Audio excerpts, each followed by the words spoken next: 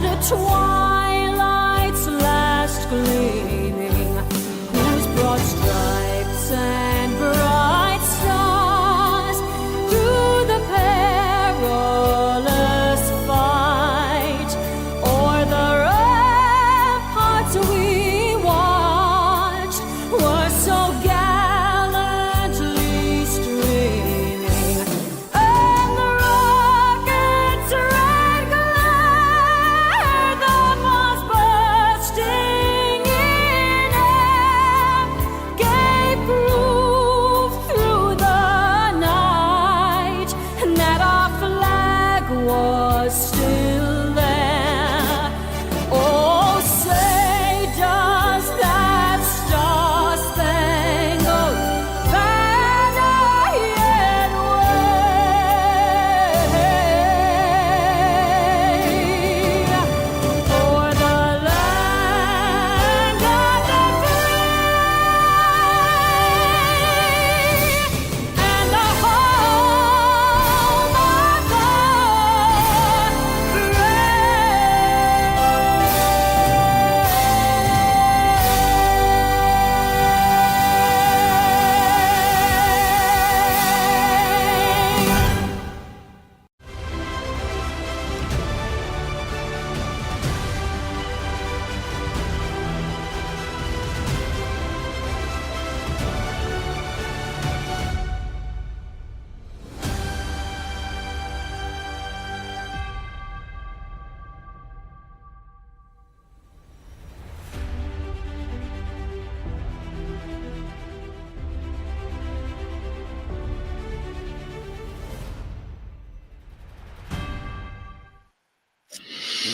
Good morning, folks. How are you today? I hope everyone is well this Thursday morning, August 28th, 2025. I am your host, BKP. You're watching BKP Politics on voiceofruralamerica.com. And hope everyone is well.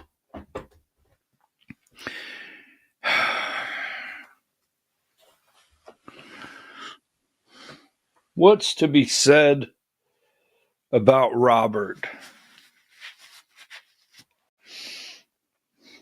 First of all, what's to be said about Robert? Now, at 10 o'clock this morning, we have the Georgia Hour. We have the Georgia Hour every morning at 10 a.m., where we spend 1 hour a day talking about Georgia politics. A lot going on there. What to be said about Robert? Give me number 92. Good morning, Diane. I hope you're doing well. I sent you a message. I know you get very busy and you try to keep the phones on vibrate so they don't make noises. What's to be said about Robert? Well, let's open up with this. Robert, God did not intend for Robert to be Robin. Okay? Let's be very clear. God did not intend for Robert to be Robin. God did not intend for Robert to have a pronoun of her or change the name or anything. God did not plan at all or intend for Robert to alter what God made and turn it into Robin. Only man would think that was an option. Period. So if you can't start there, now they're going to come back and they're going to identify different, and we're going to show you the direction they're going. They're going to identify different mass shootings, who carried them out. But today, the fact is, this is a man who thinks he's a woman in a state that has a governor that supports a man pretending to be a woman. and they're going to blame this horrific demonic shooting, and we're going to go through everything today. Give me number 30. They'll try to explain this as gun violence, right? They'll try to explain this away as gun violence and the need for mental health. Prevention, you're going to hear the word prevention. Every child deserves to go to school.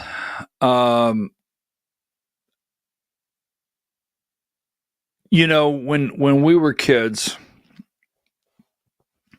the last thing our parents ever thought about was putting their kids on the school bus in the morning and wondering if they would make it home that day based on someone deciding to shoot up a school. But at the same time, they never put their kids on the school bus. We were never put on the school bus with parents wondering if we would sit next to someone in school who their parents were helping transition so that the child could be who they want to be and the parents could be supportive. All that above, okay? So, folks, as you hear prevention, red flag laws, freedom versus children's safety. You know, in the 50s, the 60s, even the 70s, 80s maybe even, freedom was not something we had to give up to keep our children safe. Why would we have to give up freedom to keep our children safe? Now, I'm going to play you a list of videos, and these are not the days that I enjoy coming and doing the program. I have to tell you point blank. I mean, I'm glad to be here. I love the audience. I appreciate all the kind notes. I appreciate the financial support, the words of support, the encouragement every day. I appreciate each and every bit of that. I enjoy the politics side of this business. I really do. I don't enjoy what's happened. I don't like what's happened, but I enjoy who's running for office, what campaign promises are they making, you know, who's donating to their campaign. I like that part of it. Nothing about this it's just a day you don't want to get up at 3:30 in the morning and come here and have to report on something knowing the evil direction that they're headed. Now, mental health. We're going to break this down today. Mental health and prevention. There's already, okay, and I know this because I've talked to mothers, all right? I've talked to mothers. There's already surveys, questionnaires that go out. Parents are asked, right now it's voluntary. Parents are asked, can your child take a psychological survey in school? Now, your budgets, all right, throughout the United States of America, your budget has gone up every year in your states. I'm coming to you from Georgia this morning. It goes up every year under the guise of fully funding education. Fully funding education, all right? And in that, every year, there's a battle in legislation under the guise of mental health. Now, we have been fighting things here in Georgia for several years with supposedly Republican conservatives in our state legislature, but we have been battling for years because they want to pass legislation where they actually turn our schools into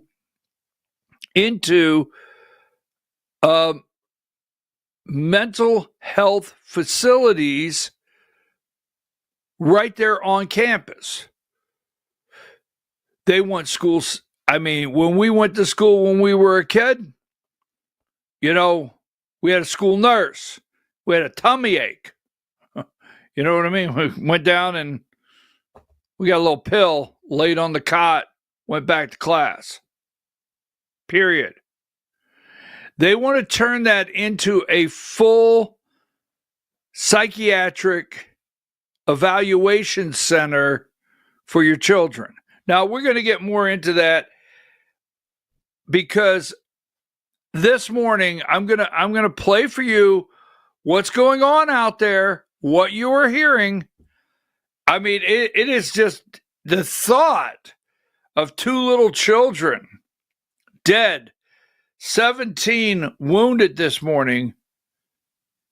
But I want to show you something before we really start digging into the video. First of all, over at Fox News, Trey Gowdy, I'll play this and we might come back to it. Give me video 18. Republican Congressman Trey Gowdy, now a Fox News host, yesterday suggested tighter gun safety laws could be necessary following yesterday's mass shooting. Take a listen. Our system is reactive. Something bad happens, we react to it. And what people are crying for now is how can we prevent this? How can we stop it? And the only way to stop it is to identify the shooter ahead of time or keep the weapons out of their hands. And so we're going to have a conversation of freedom versus protecting children. I mean, how many school shootings does it take before we're going to have a conversation? How many school shootings? How many shootings in churches? How many shootings at concerts? How many shootings at... Freedom versus. Now remember that, what you heard there. Freedom versus. This is everywhere. This is Trey Gowdy. All right. One time questioning Hillary Clinton about Benghazi, right? South Carolina congressman, red state. Now, I'm not a Trey Gowdy, but I'm going to play several clips today where, and I wanted to play that from Fox because no matter where you go, where you're going to hear identifying. You're going to hear over and over identifying the problem. Where do you identify the problem? Right? And freedom versus. Freedom versus.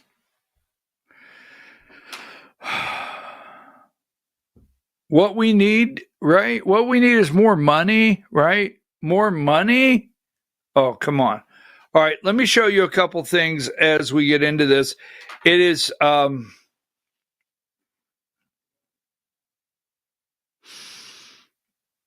said to myself, when you come on the air, don't lose it. Don't lose it. Hold yourself together. Do not get angry. You're not going to accomplish anything. But I want to show you something here. Transgender manic shoots up Catholic school morning mass, killing 2 kids. I just want to show you something. Number 31. Now, this happened in Minnesota, okay? And we got a lot of issues, but this happened in Minnesota. This person right here, this is a man. The Biden administration, the damage that's been done, okay? The damage that's been done to our children, the damage that's been done to this country, and nobody held accountable. We want to figure out this morning if there's ways to prevent this. We want to talk about this morning giving up our freedom. Yes, that's what they want to talk about. No consequences. Now, this kid's 23 years old. All right? 23 years old. You can't lock 18-year-olds, 20-year-olds. You can't lock these kids away like you did in COVID and not have them come out crazy as hell. I mean, you can put on the board every single thing we did to our children. When I say we, this country, governors. Well, Brian Kemp, you're in Georgia, and Brian Kemp opened my business back up. Okay, great. Great. What happened to our children? Even in this state here where I'm at, that they will tell you that Brian Kemp was the best governor in America, business friendly. You still had like a 14-day quarantine in schools in Georgia to these kids. Now, this is not going to be about COVID this morning. We're going to put it all out here. But I just want to explain to you something. You know, nobody's in prison. Nobody's getting charged with any crime. The real murder, the real killer out there is still on the loose. All right? You take, for example, you had a kid sitting in the front row of a school that their parent came home with COVID the night before, and the kid told the teacher, and the whole class was out for 14 days at home, and you locked these kids away. I don't want to get stuck on that. This is a man. The reason I bring this one up in the Biden administration, this man right here was assistant HHS secretary in charge of our kids. This man right here was trying to get transgender gender reassignment surgery for children in school without parents' knowledge. Now, why is that important? Did that cause the shooting this morning? Yesterday? Give me one more. Until this is not okay. Give me number 32. This is a man. I want to show you something. This is a man. All right? We cannot keep messing our damn children up. Your children should be told, this is a man. This is wrong this morning. This is a man. This is a congressman, M-A-N, from Delaware in Congress. This is a man. Number 37.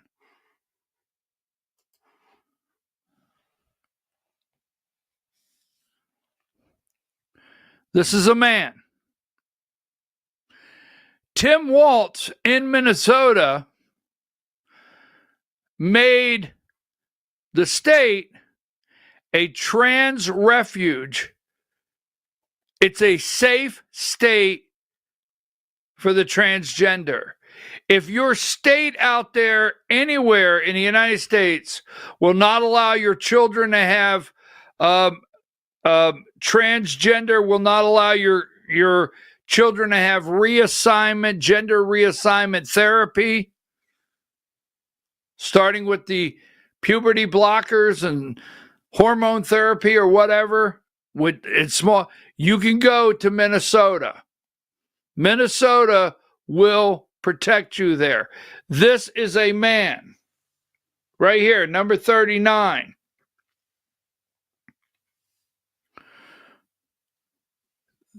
This is Minnesota. This is a man. Right there. Makes history as the first trans person ever elected to Minnesota. This is a man. There's a man was in our federal government, a man in Delaware, a man in Minnesota. These are all people that should be in a mental health facility. These are people that should be in a mental health facility. The day Robert went to the state of Minnesota and said to the person at the counter, I need the paperwork to change my name from Robert to Robin, is when they should have picked up the phone, and Robert should have went off for some deep help somewhere. Where the hell are these parents? Where the hell are the parents in these situations? The very minute Robert came in and said, I think I should be Robin, something should have happened. That's a man. Now, we're going to get to what's happening. Yesterday they said, well, we shouldn't talk about this. And so I was thinking this morning, do we talk about this now? Do we talk about what happens? And then Joe Scarborough said, well, we need to talk about gun control. They say it's not the time to talk about it, but the time to talk about it is now. So I thought, okay, now before we get into the narrative they're running, what's happening, and the concern I have that we need to get word to President Donald Trump, we're not going to give up our freedom. Is this clear? We will not give up our freedom. Won't happen. Not for these sick people should you and I have to give up our freedom.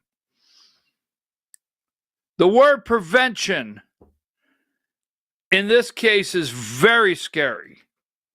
Now, number 36. This is the state of Minnesota. This is Tim Walz. Now you need to stop and think. This man was almost vice president of the United States. Proclamation Transgender Day of Visibility. Transgender Day of Visibility, the state of Minnesota. Give me video 16.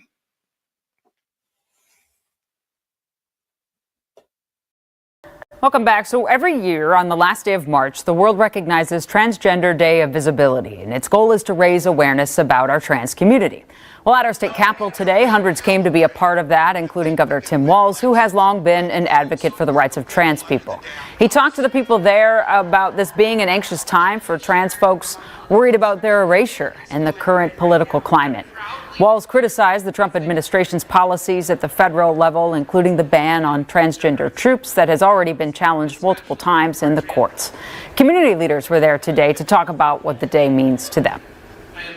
We are going to continue to fight, and it is our job to continue to be loud and to take up space, and that's what we're doing here today. Know that you are seen, that you are loved, and I am so glad you are here with us right now. Earlier in the legislative session, House Republicans did introduce a bill trying to restrict transgender girls from playing girls' sports, but that bill was defeated in committee. To know you were seen and loved, that was a man.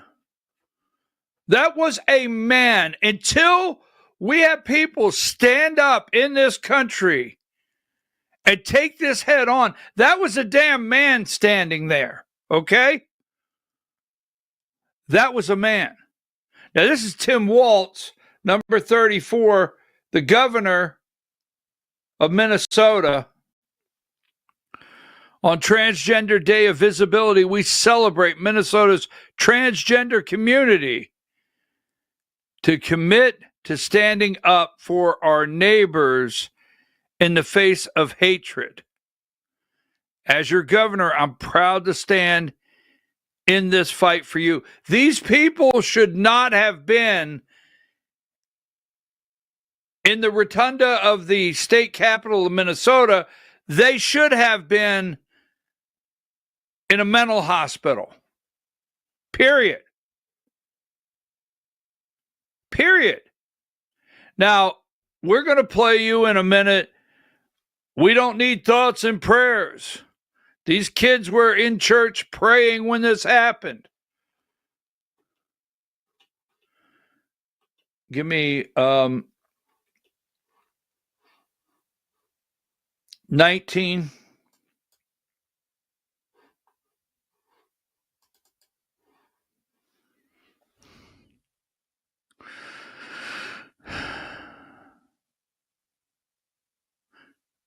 This is Robert.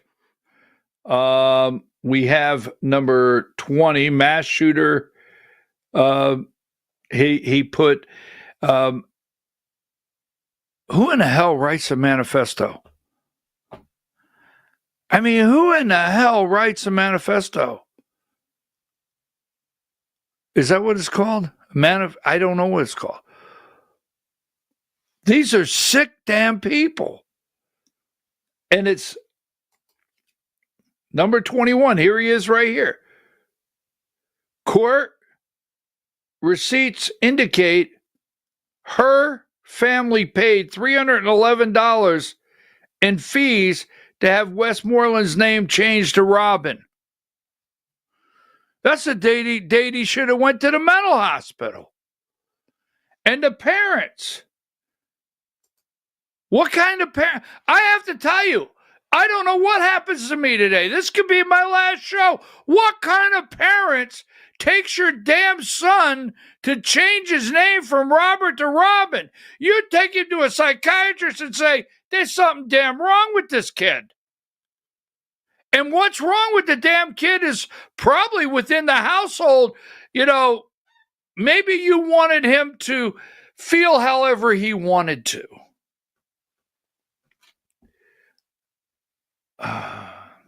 22. Here he is. This is Robin, number 23, right?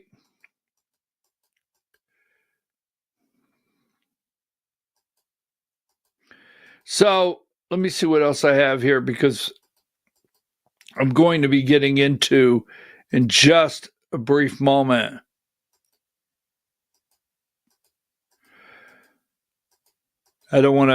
I have a couple more here. I want to show you some of the chyrons on the media.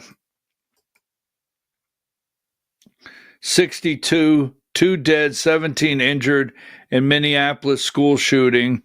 That is Mika trying to cry. Just saying, okay? Number 68. Here's a picture of the kid in school. All right. That's when his parents had a chance. Number 17. Let me tell you something. I got to go to break on this, Diane, because I got to come back. Let me tell you something.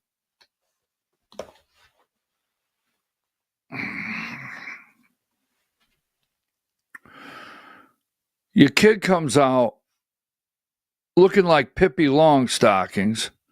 Your kid comes out, it's got his hair braided and with dangling earrings. You get that damn kid to a psychiatrist immediately. You get that. You should be rolling up to the front door of some mental hospital saying, look, all right, so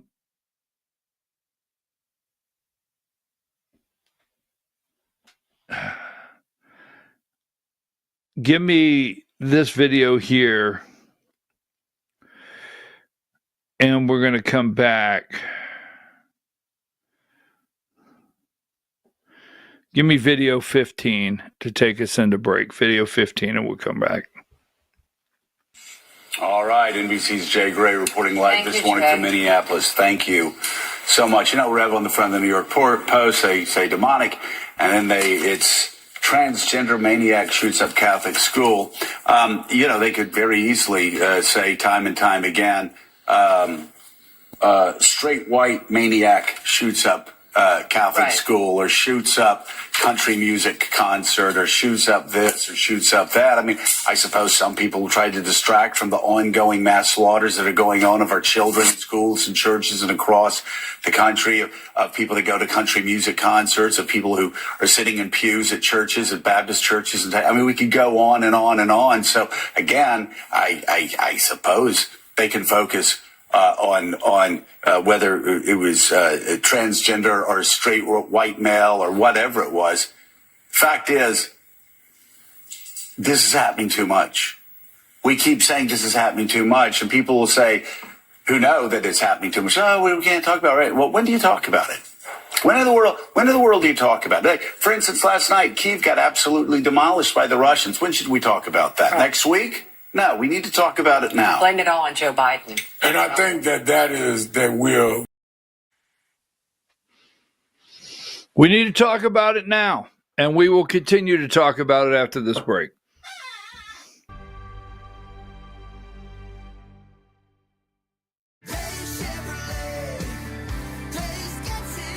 At Days Chevrolet in Jasper, we're proud because for more than 65 years, we've built a legacy of trust for the families we serve. That's why 80% of our business comes from repeat customers and referrals. When you treat folks as well as we do, word is bound to get around. Days Chevrolet in Jasper, family first since 1959. Days Chevrolet, Days gets it done. Together, let's drive. Larry's Body Shop in Ellijay. Family owned and operated since 1978. The latest in cutting-edge digital technology and state-of-the-art equipment allow our iCar Gold Class certified technicians to restore your vehicle. Our second-to-none customer service will work directly with your insurance company. Major accident or minor fender bender, we take the dents out of accidents. Larry's Body Shop, North Georgia's #1 body shop. Visit us at collisiondecision.com. Why give your money to liberal media companies? Put your marketing needs in the hands of a conservative marketing professional and start getting results today. FYN Media Group, one of the top digital marketing agencies in Georgia, specializes in website design and hosting, social media promotion and management, and so much more. Visit FYNmediagroup.com or call 706-889-3564 for a free consultation. Welcome to El Rey Azteca Mexican Restaurant. We invite you to indulge your senses with our from-scratch authentic Mexican food. Whether you are hungry for fajitas or the El Rey Azteca burrito, we offer a wide variety of fine Mexican dishes, drinks, and desserts. Our inviting patio, indoor seating, and bar has a seat for everyone. So come to El Rey Azteca for delicious food, great drinks, good friends, and loads of fun in a casual and friendly atmosphere. Ladies, when you wear elegant jewelry, you become a force to be reckoned with. You shine brighter than the stars in the sky, and your inner beauty radiates like the sun. So embrace the magic, embrace the elegance, and let your jewelry be a reflection of your true, authentic self. My friends over at North Georgia Diamond know what a woman wants. Go see them for the perfect gift. And remember, when it comes to elegance, there's no such thing as too much. Come see us at North Georgia Diamond. We're igniting passion one sparkle at a time.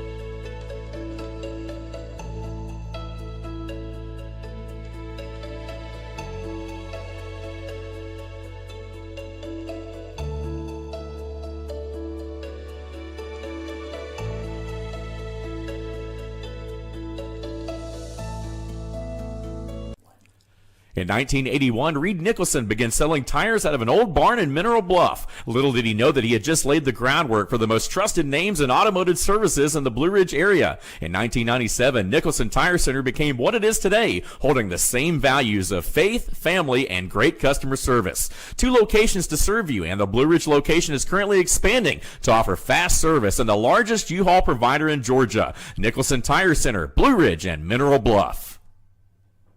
This is a special report. Knowing how to invest your money is harder than ever before. Dealing with stock market volatility, record debt, and terrorist attacks requires new thinking. At U.S. Asset Management, we can help you see the world more clearly so that you can move beyond the chaos and invest with confidence. Call us, visit us online, or drop by our office. U.S. Asset Management, helping you make better decisions with your money. Mesquite Grill, now offering online ordering for your convenience. Check out our new website at mesquitegrillbr.com. That's mesquitegrillbr.com. The great food and service you have come to expect, ready for you when you arrive. Open 7 days a week with a fully stocked bar and friendly service. Bring your furry friends with you and dine on our pet-friendly patio. Also, check out our catering options and let us prepare delicious food for your next event.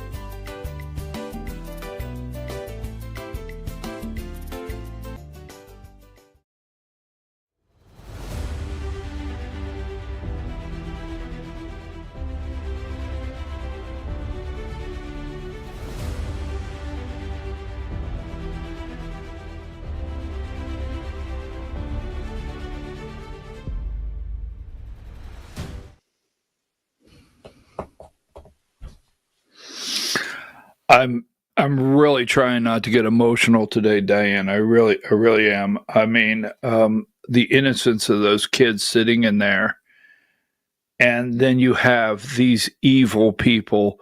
You have Tim Walz. Tim Walz could have been vice president of the United States. You have these sick people, and they're doing case studies on our children. How many of your states out there put money in your budget so you could start studying? They keep telling you that they're putting money in the budget to help your children because of reading. They can't read.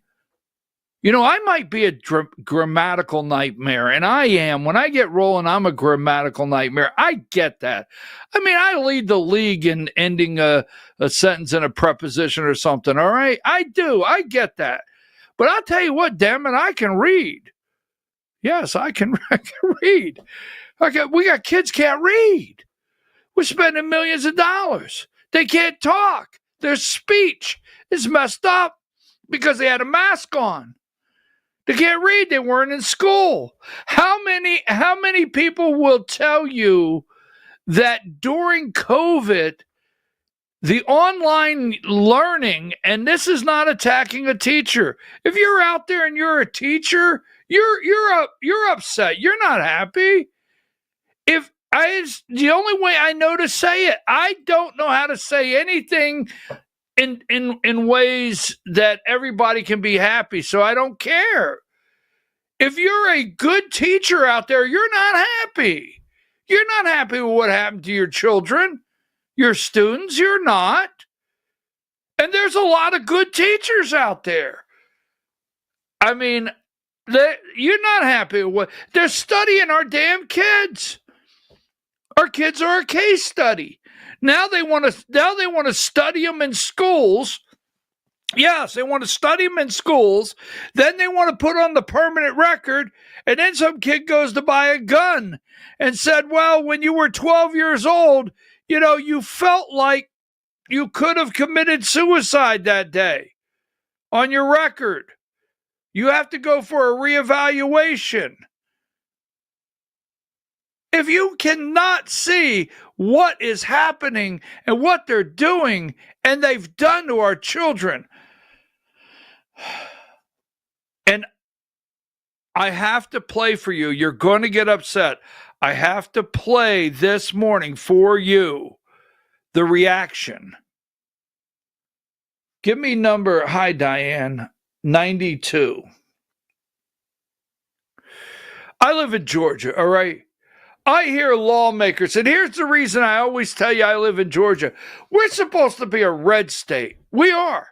We're supposed to have a Republican state House, Republican state Senate, Republican governor, Republican lieutenant governor, attorney general. I mean, we should have control of all of this, but our spending is going up, up, up, up, up. And every year, a group of patriots, there's a group out there, we've got to fight this mental health, they keep yelling, under the guise of wanting to take our schools and build mental health facilities in our schools. This is not Robin. This is Robert. That's what is totally wrong here. Give me 81. So I'm going to go one at a time and break these down. This is Mayor Jacob Free of Minnesota. Diane, I sent you a video. I'm just going to say roll the tape. It's a video I sent you. See if you can get it. When I say roll the tape, and I'm not for sure when I'm going to roll the tape because I really got emotional over the video. All right. I really, when I watched the video, I got emotional. So I don't know if I'm going to roll the tape or not. But if I say roll the tape, I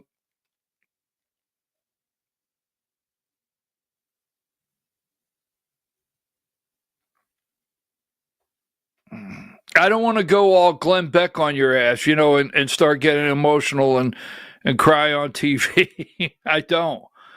But I'm just in pain for our children this morning and what happened yesterday, and allowing people like Tim Waltz to come out and comment.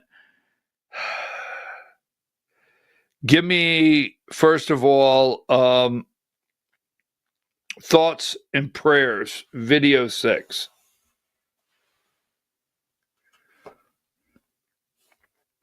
Apple is clearly frustrated after yet another all too familiar American tragedy. Don't just say this is about thoughts and prayers right now. These kids were literally praying. It was the first week of school. They were in a church.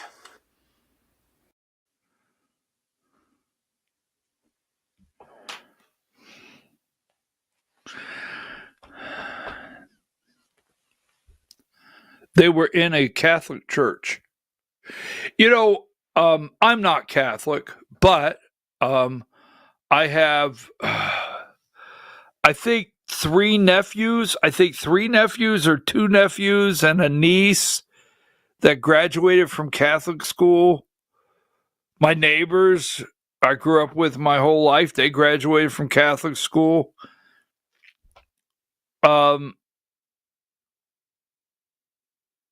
They were in school.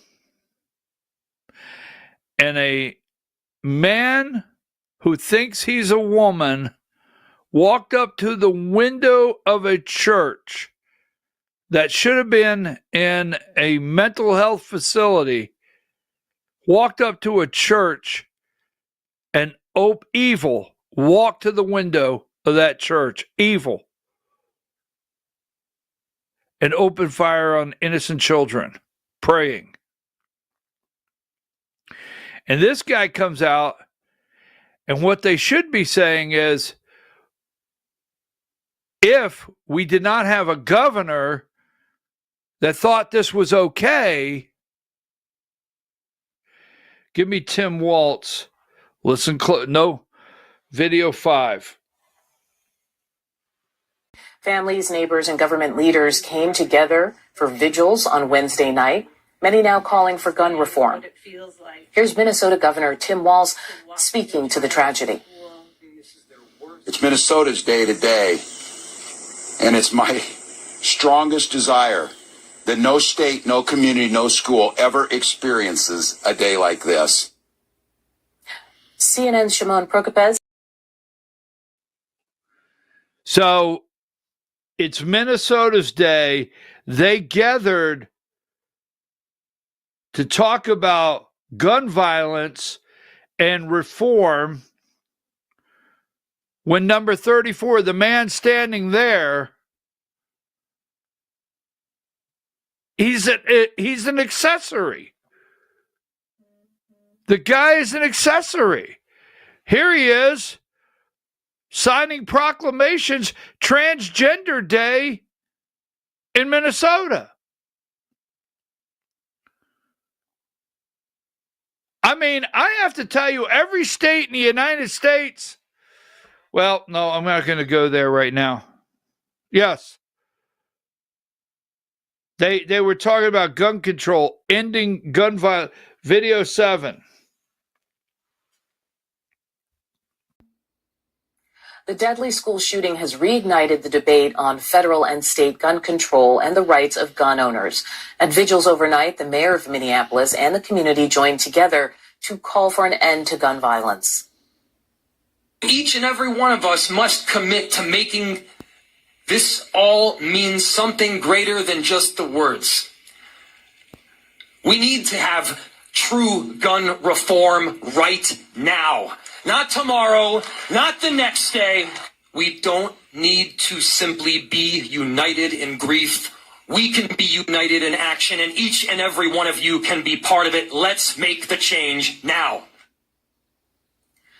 The last time Congress passed meaningful gun safety legislation was 3 years ago, following the massacre at Robb Elementary School in Uvalde, Texas. There's little indication that Republican leaders in Congress will be open to new gun safety measures when they return from their August break next week.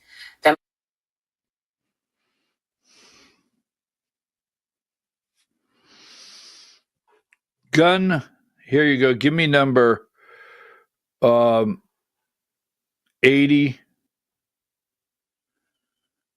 Here's the mayor.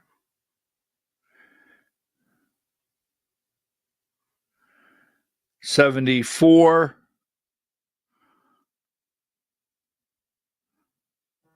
$75.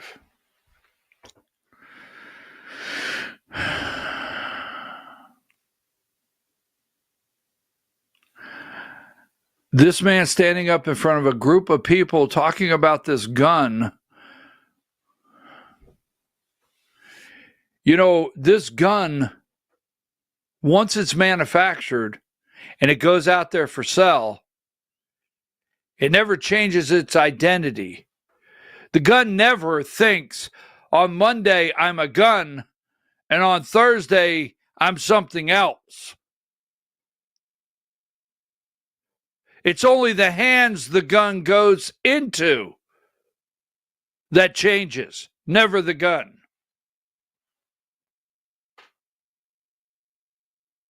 I mean, I don't know if I'm just out there, but the gun never changes identity.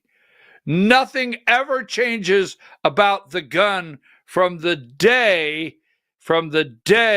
it's manufactured. Only the hand the gun goes in.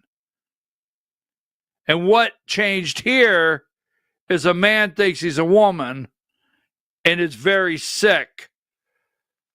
This is not about the gun and your freedom to carry a firearm and the freedom to carry a firearm to defend yourself. This is not the time for red flag laws. They will use this.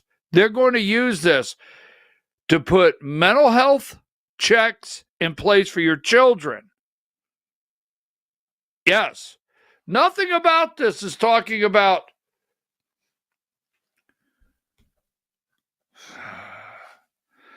Klobuchar, red flag laws, video 8.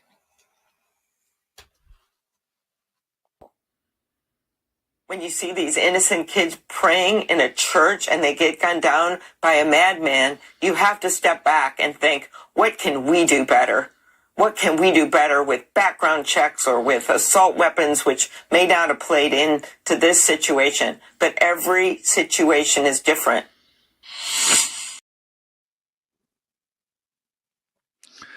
Background checks, red flag laws. Now, the way you determine this is start studying the children from a young age, right? Pass school safety bills. There you go. Pass another school safety bill. That's what we'll do. That's how we do it. Put law enforcement inside every school. There you go. That'll help. Put metal detectors in the entranceway of every school. That'll help. Put devices that latch every door behind the children so a shooter can't get in. That will help.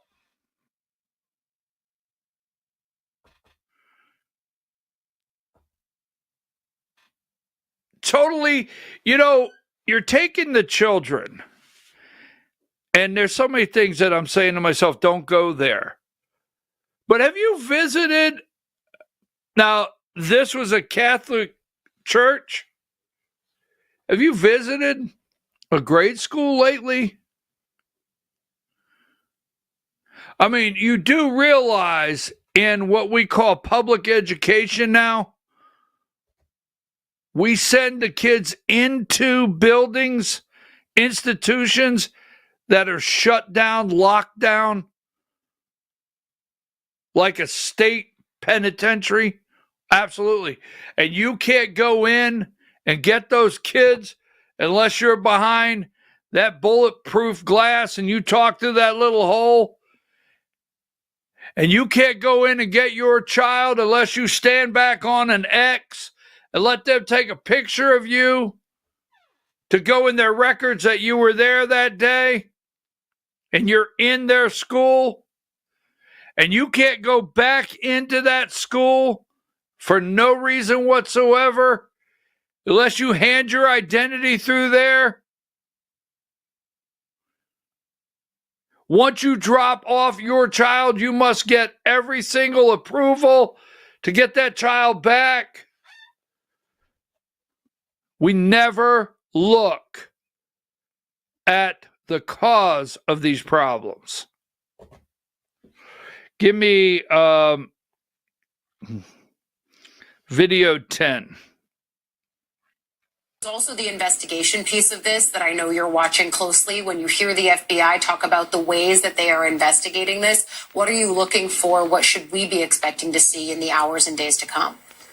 Were there signs missed? Was there any evidence that Westman, was having such severe mental health problems? How, of course, was Westman able to purchase these guns? They were purchased legally, and his relationship to this facility in the church itself. His mother did work there, and so Robin Westman was well aware of this church. But it's this same question about, as we always see after these horrible shootings, what could have stopped this? And again, it's just a miracle. Teachers saved lives, young students saved lives, and ironically, it seems the pews saved lives. There were many bullets that went into these pews that these young people cowered under as the shooting was carried out.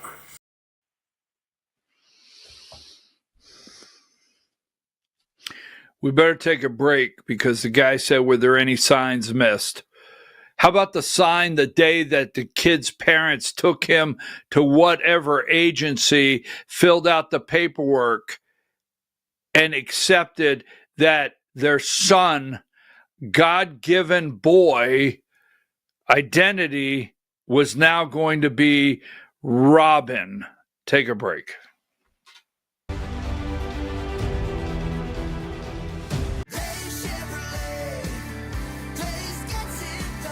Days Chevrolet in Jasper, we're proud because for more than 65 years, we've built a legacy of trust for the families we serve. That's why 80% of our business comes from repeat customers and referrals. When you treat folks as well as we do, word is bound to get around. Days Chevrolet in Jasper, family first since 1959. Days Chevrolet, Days gets it done. Together, let's drive.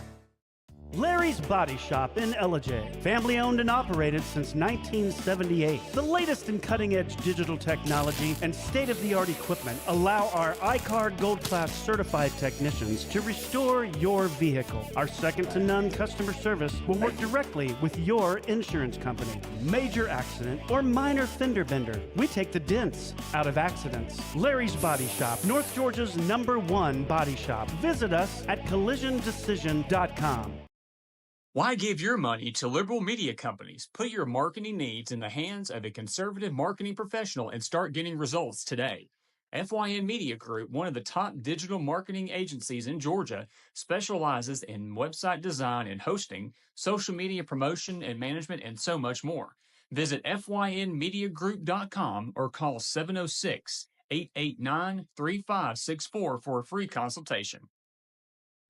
Welcome to El Rey Azteca Mexican Restaurant. We invite you to indulge your senses with our from-scratch authentic Mexican food. Whether you are hungry for fajitas or the El Rey Azteca burrito, we offer a wide variety of fine Mexican dishes, drinks, and desserts. Our inviting patio, indoor seating, and bar has a seat for everyone. So come to El Rey Azteca for delicious food, great drinks, good friends, and loads of fun in a casual and friendly atmosphere. Ladies, when you wear elegant jewelry, you become a force to be reckoned with. You shine brighter than the stars in the sky, and your inner beauty radiates like the sun. So embrace the magic, embrace the elegance, and let your jewelry be a reflection of your true, authentic self. My friends over at North Georgia Diamond know what a woman wants. Go see them for the perfect gift. And remember, when it comes to elegance, there's no such thing as too much. Come see us at North Georgia Diamond. We're igniting passion one sparkle at a time.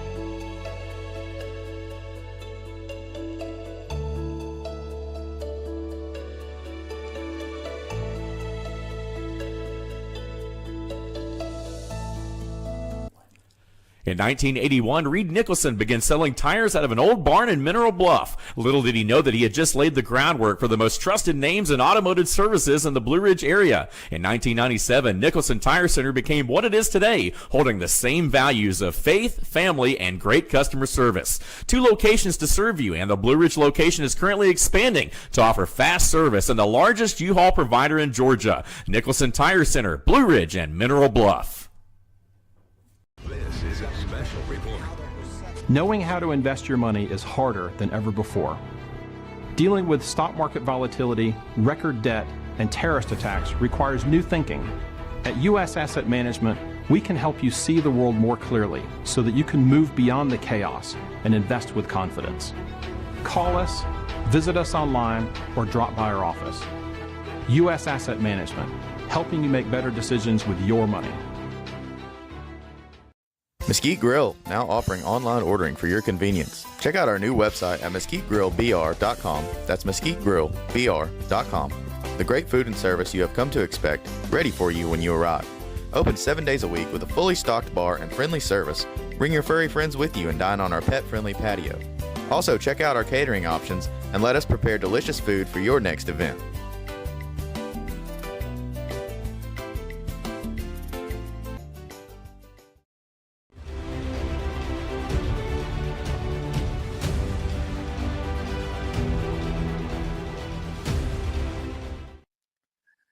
All right, folks, we're back. I'm your host, BKP. You're watching BKP Politics on voiceofruralamerica.com. Diane, I had to try to get pull myself together on this morning. It's been very upsetting. I sent you a video and I said I want it when I say roll the tape, but I'm not saying roll the tape. I think I can be ready in a little bit to roll it because it really makes my day. Mind altering. Give me number 72. The signs. Did we miss any signs? All right, so we're waiting for a toxicology report. Mind altering drugs. Thank you very much. Yes, the kid's mother worked at the school. What do they have these kids on? Behavioral, experimental drugs that are happening. Oh, by the way, just a little note. Don't smoke government weed. I'm telling you, do not smoke. I'm not saying you do, not saying you shouldn't. Let's not go there right now. Don't smoke government weed. Let me tell you something. The government's been studying your kids, studying you, drugs. They do tests on us all the time. Do not smoke government weed. End of story. I'll leave it there. Mind altering, behavioral drugs. What all they have these kids on. They're mad. They are angry. Give me number 76. So Kennedy fires the head of the CDC.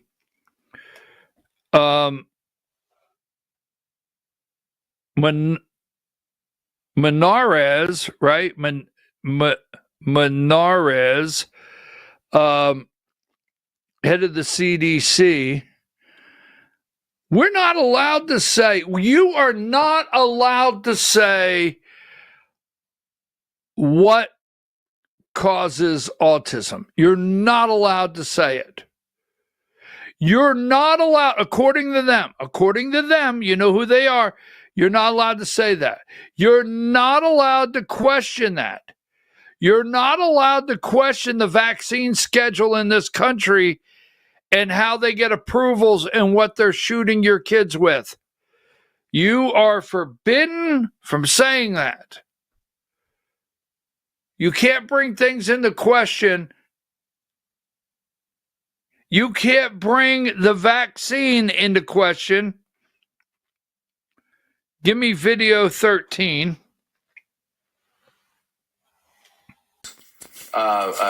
Go and try to completely get rid of the very people who are part of a process. Again, why don't we just talk about Donald Trump and Operation Warp Speed?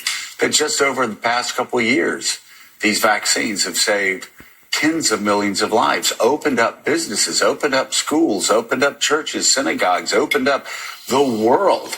And now, again, this is a one-man mission that Republicans knew was coming. The Senate Republicans knew would happen.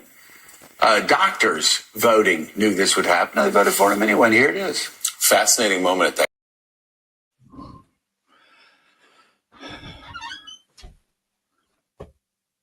It saved millions. It opened schools back up. No, it didn't. The communist government, the governors around the country closed the schools. It didn't open them back up. I've always said, I wouldn't be right here working today if I'd have just had that investment in plexiglass that I was thinking about. I mean, I was thinking one day, why not invest in plexiglass? And then I said, wow, I don't see where we'll ever have a big need for plexiglass. And then all of a sudden at a store, they thought plexiglass would save your life if they hung some change from the ceiling and dropped a piece of plexiglass. that the virus couldn't go around it, under it, or over it.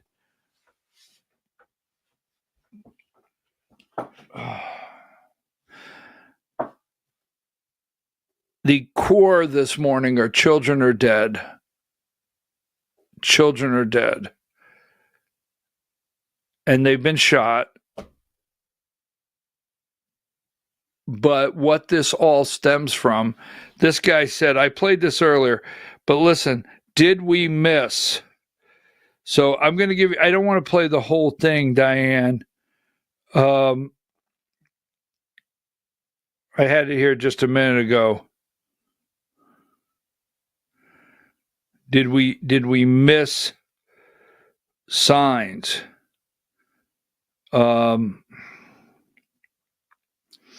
Give me video 10. There's also the investigation piece of this that I know you're watching closely. When you hear the FBI talk about the ways that they are investigating this, what are you looking for? What should we be expecting to see in the hours and days to come? Were there signs missed? Was there any evidence that Westman, was having such severe mental health problems? How, of course, was Westman able to purchase these?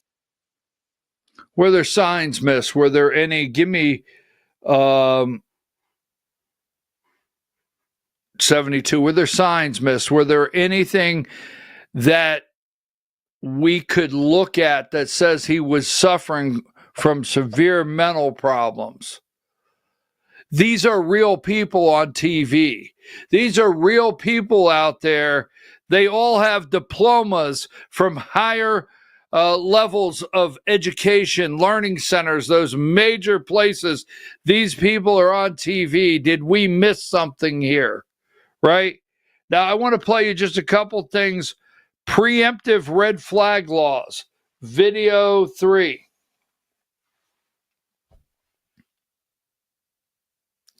Preemptive intervention, to me, it brings to mind the question of, does this mean federal red flag laws? I mean, I think there are real tangible policy questions to be asked of what the First Lady is advocating. Preventive red flag laws. What the First Lady, now Melania Trump, number 79. The tragic mass killing in Minnesota illuminates the need for preemptive intervention in identifying potential school shooters. Early warning signs are often evident in many individuals exhibiting concerning behaviors and making violent threats online prior to their action. To prevent future tragedies, it is crucial we look into behavior threat assessment across all levels of society, beginning in our homes, extended through school districts, and of course, social media platforms. So Melania Trump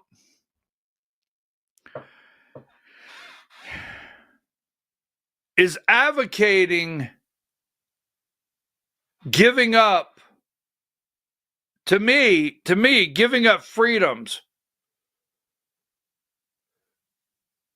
Identifying that Robert thinks he's Robin. Now, I'm going to tell you right now, this is going to be a tape that we're going to have to come back to. Diane's going to have to mark the date.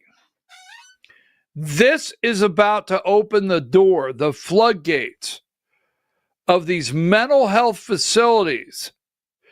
You're going to hear politicians, they're going to call themselves Republicans, coming out on the state level that are running for political office, start telling you that we want to invest more in mental health in our school systems.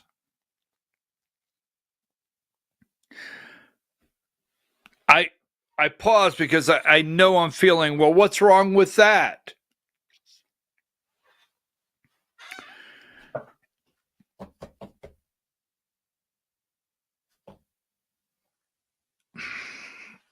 What's wrong with that? I can tell you what's wrong with that. Not focusing on the core problems in this country that are being created that allow for this. You know, I never do like. It always bothers me when people stand up in the front of the room, politicians, right? I go to things, and as you well know, I can't stand political stunts, which means generally I don't like politicians. And I can't stand when someone stands up in the front of the room and just yells, "They're going to take your guns. They're going to take your guns." I can't stand that, all right? I can't stand that. I don't like putting people in fear, whooping people up into a frenzy. But I am telling you, their goal is to take your guns. Their goal is to take your guns and continue to alter your children's behavior. Give me video 11. Young students were literally praying in mass. Yeah.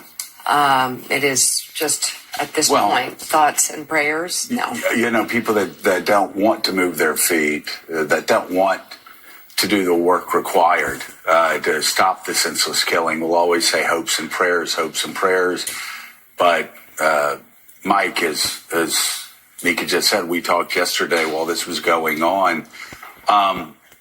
Those young children, those young babies were praying and hoping for the start of a wonderful new year. And yet we've just seen it. We've seen it way too much. This has happened so much. It's been happening for 15, 20 years.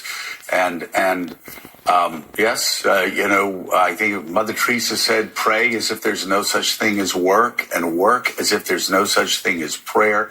It's about time members of Congress and people in Washington, D.C. start doing this and stop this madness. Joe. All right, so now here's another one. I'm going to answer your question in a minute, Diane. Here's another one, and the reason I'm playing these is so you could see the direction they're going today. And these people, Mike Barnicle's actually going to say something's bad wrong. Give me video 12. 25 years of live shooter drills. And yesterday in Minneapolis, one troubled individual shooting into a Catholic mass as the mass was ongoing early in the morning managed to kill innocence and a sense of safety that will endure with the children who were in that church and the parents who were there in that church for the rest of their lives. And in Washington, D.C., we have the National Guard collecting trash. There are many neighborhoods in Washington, D.C. where public safety is a daily concern, unlike neighborhoods where many of us do live, where we don't have to worry about that. But there's something wrong in America that we have to really work hard to figure out. Something has gone wrong in this country. We're going to bring Something's gone wrong in this country. One troubled individual. This is not a troubled individual, Mike Barnicle. This is not. This is a state with a governor that signed a proclamation making Transgender Day. This is a state with a governor that has made Minnesota a transgender safe state. This is a state where a man walks in for $300, with his family and changes the name from Robert to Robin. And they want, the only thing you're going to get out of this, I'm very upset. I'm very upset with Melania Trump's post. I am. I'm not okay with it. I understand it may be emotional. I understand it is tragic.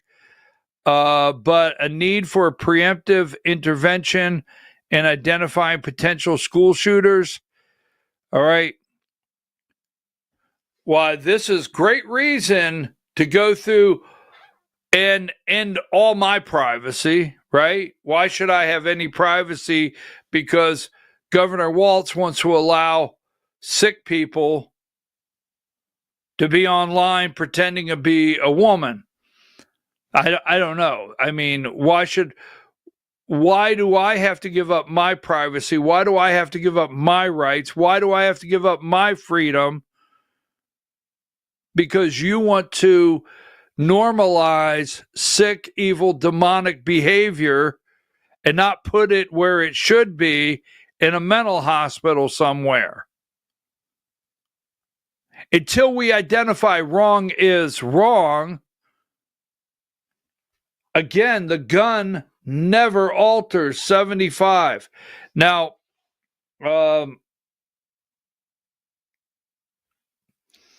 hoping and praying. Attack reignites debate on federal and state gun control.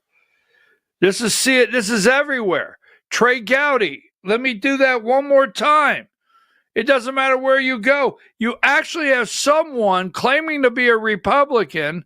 Now, I'm not a fan of Trey Gowdy, that actually says freedom versus. Video 18, one more time.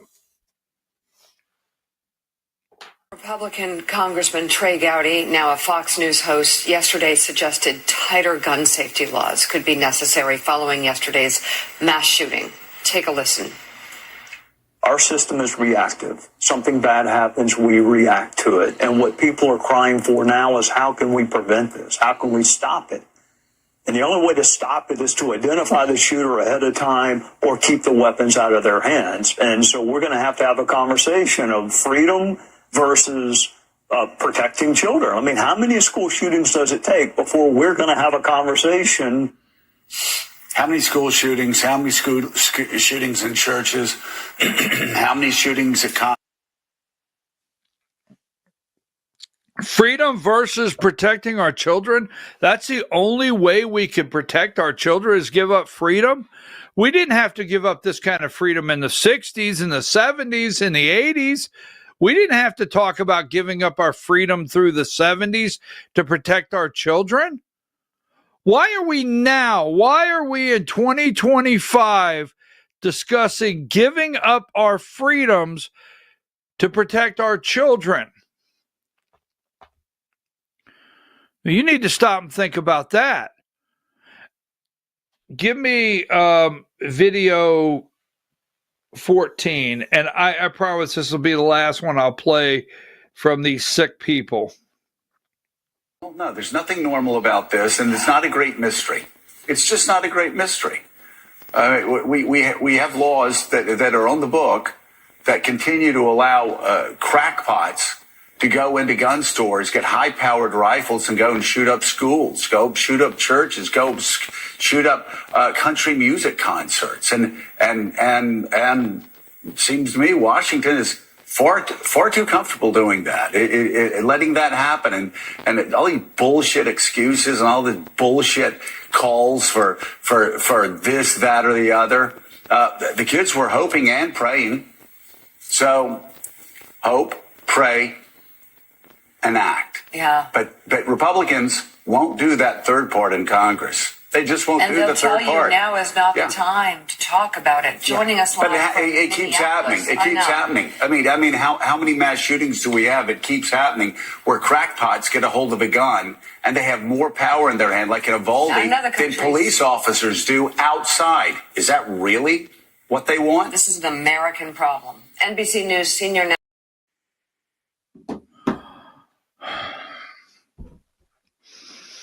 Diane, I'm getting some of the best text messages, and I'm trying to keep up with them because there's that's what you say right now? That's what you say? Get a haircut? That's all you get out of this, Mom? Mom, you serious? That's all you're getting out of this is for me to get a haircut? Sorry, Mom, I'm not really yelling at you, but I'll get a haircut, Mom. Get off my... That's what's wrong! That's what's wrong! I'm sitting here, my mom says, get a haircut. There you go. Tell you damn kids to get a haircut. I'm sorry, I shouldn't do that. Anyhow, now I'm going to get in trouble for my language.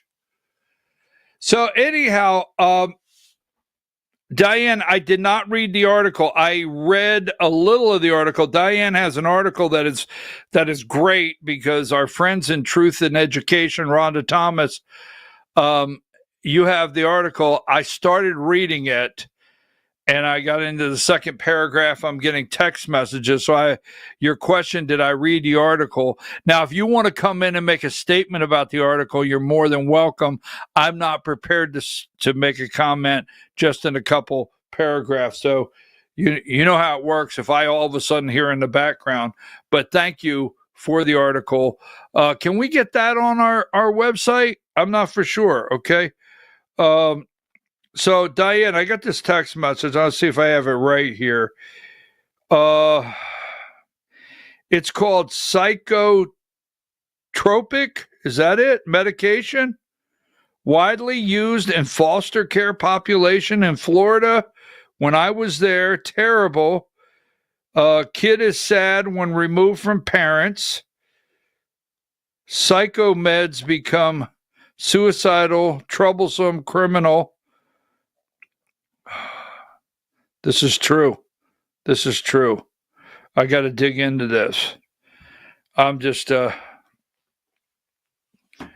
don't know. I don't know. I'm at a loss. Let me just say this, okay? Let me see how many.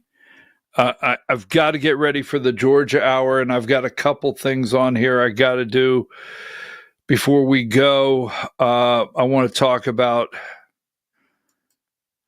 And I really want to say to everyone out there, I just hope I'm not all over the map this morning with being so upset. If you're new to the show, I can't stand our children are not research. I hate that. I hate it with a passion. What's that got to do with what happened yesterday? Our children are not research. Dr. Anthony Fauci should be in solitary confinement, if not sentenced to die. Death. I'm serious. I'm serious. The death penalty for what he caused and participated in this country. I'm just telling you right now, our kids, if you have grandkids out there right now, let me just say this to you. If you have grandkids out there right now, grandkids, because I do. If you have grandkids out there right now that have a speech problem, you go to your kid and you say, hey, what's wrong with my grandson, my granddaughter? What's the matter, right? They were wearing a mask. You remember those pictures of those kids in daycare? Preschool, kindergarten, wearing a mask. Those kids in preschool that are supposed to be seeing, hearing, watching your motions for verbal skills. But they had a mask on. You had a mask. You were teaching your kid to talk with a damn mask on. Remember that? Remember that? Kids can't read. I keep saying that all the time. Really makes me mad. Kids don't know math. Well, was there any warning signs? I wonder if we could do some studies. We need more money. We need to start funding studies. We need to fund mental health for our children. So here's what you do, is you drive the damn kids crazy and then study their ass. There you go. And then you write it in journals. And later, in those higher institutions of learning places, right? You can study that. You can study what happened during this time. Part of the research on the children. Why, if you have a PhD, one day you could write a paper and you could get it published in a medical journal. Boy, that ought to make you feel good. Sorry, Diane. I'm all right.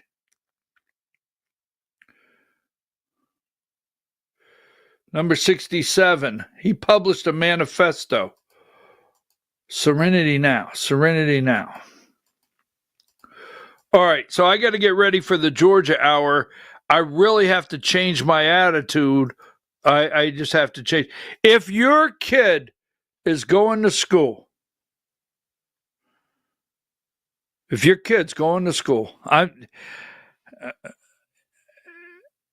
the third grade, your child comes home from the third grade and says, Mommy, you know, I sit next to Billy in school. Billy thinks his name is Barbara. He wants me to call him Barbara. You get down to that damn school the next day and you tell them, all the way from the top, you go to Board of Education, whatever you do, and you tell them to get that damn kid out of your classroom. Get them out. Get these kids out of those classrooms. Do not let your children,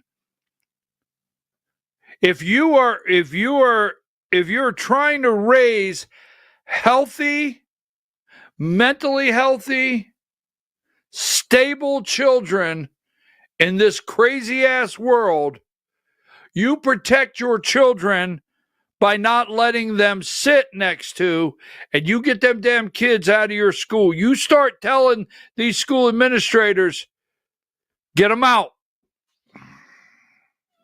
Don't let your kids go to school with them. Now, I'm going to take a break.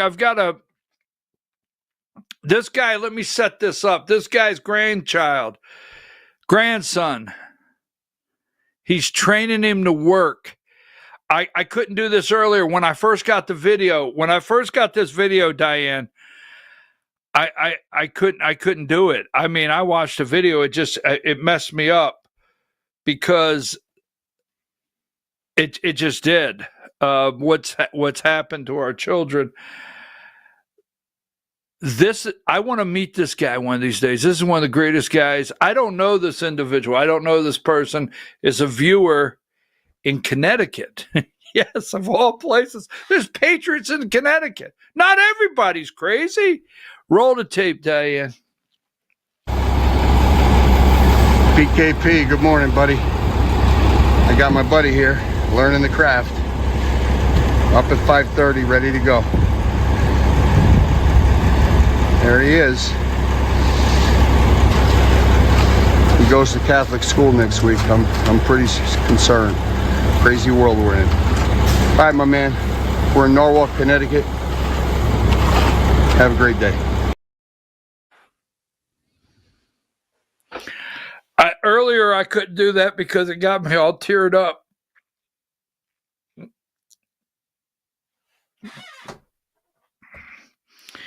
Got his grandson out there floating concrete, finishing concrete. You gotta love that. You want to know what the hell's wrong? You want to see how to turn it around? That kid's out there, Grandpa's floating. He's finishing concrete. Oh my God. Oh, Diane, I got to get it together. Take us to break.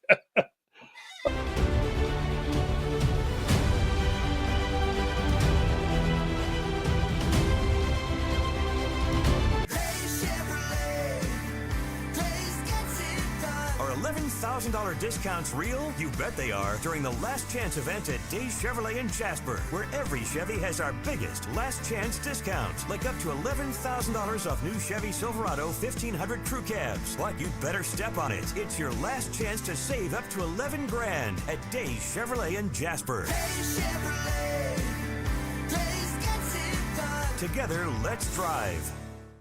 Larry's Body Shop in Ellijay. Family owned and operated since 1978. The latest in cutting-edge digital technology and state-of-the-art equipment allow our iCard Gold Class certified technicians to restore your vehicle. Our second-to-none customer service will work directly with your insurance company. Major accident or minor fender bender. We take the dents out of accidents. Larry's Body Shop, North Georgia's #1 body shop. Visit us at collisiondecision.com. Why give your money to liberal media companies? Put your marketing needs in the hands of a conservative marketing professional and start getting results today. FYN Media Group, one of the top digital marketing agencies in Georgia, specializes in website design and hosting, social media promotion and management, and so much more. Visit FYNmediagroup.com or call 706-889-3564 for a free consultation.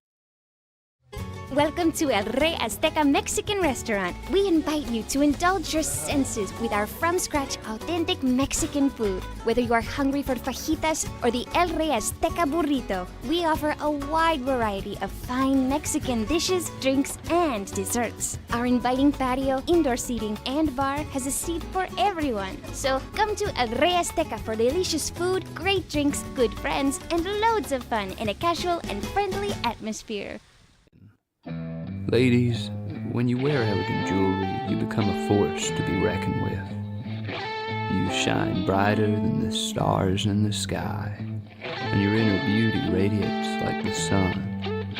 So embrace the magic, embrace the elegance, and let your jewelry be a reflection of your true, authentic self. My friends over at North Georgia Diamond know what a woman wants. Go see them for the perfect gift. And remember, when it comes to elegance, there's no such thing as too much. Come see us at North Georgia Diamond. We're igniting passion one sparkle at a time.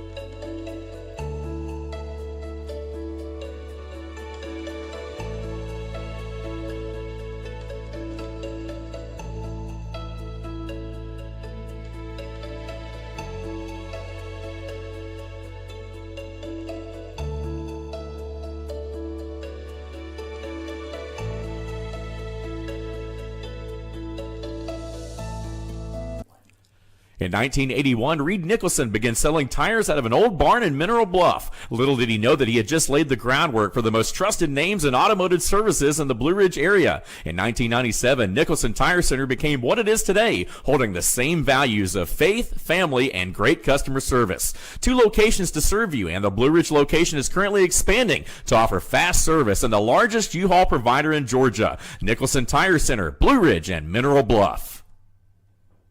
This is a special report. Knowing how to invest your money is harder than ever before. Dealing with stock market volatility, record debt, and terrorist attacks requires new thinking. At U.S. Asset Management, we can help you see the world more clearly so that you can move beyond the chaos and invest with confidence. Call us, visit us online, or drop by our office. U.S. Asset Management, helping you make better decisions with your money.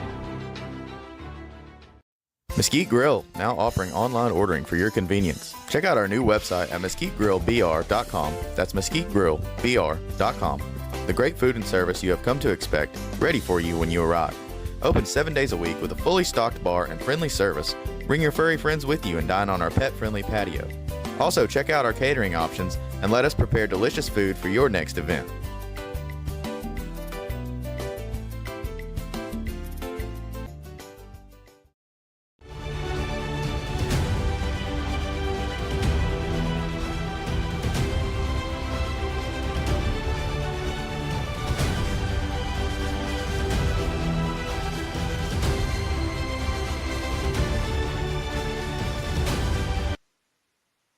All right, folks, we're back.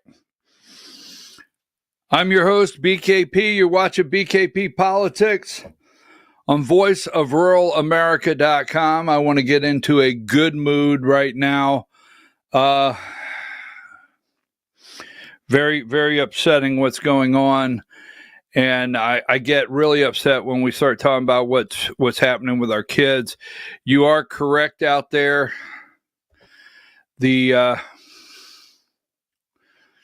drugs they have these children on, the testing, the experiments. I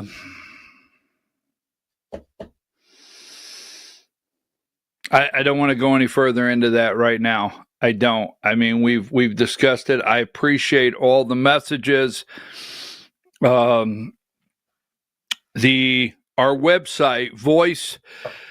I'm your host, BKP. You're watching BKP Politics on voiceofruralamerica.com. Diane has the article. We have a Truth in Education, Rhonda Thomas. Great people. We support Rhonda Thomas. They do an amazing job. Everything we discussed this morning with keeping up with it. There it is right there on Voice of Rural America, UK Ultra in your child's classroom. So we have the article on our website right there, voiceofruralamerica.com. The article is on the website. All right. There you go. You can read the entire article. A covert psychological experiment. All right. And that's on our website. You can go there, Voice for Rural America, and read that. Now, Truth in Education here in Georgia. We have spent so much time. Diane has spent a lot of time, her friends, this program, in fighting legislation that comes out every year that wants to control our children. We'll leave it at that. But that article is on our website. And yes, Diane, I will get some WD-40 for my chair. I get message after message about my chair needing some WD-40, and that will happen. At 10 o'clock, we'll have the Georgia Hour. The Georgia Hour at 10 o'clock. We got a lot going on there. What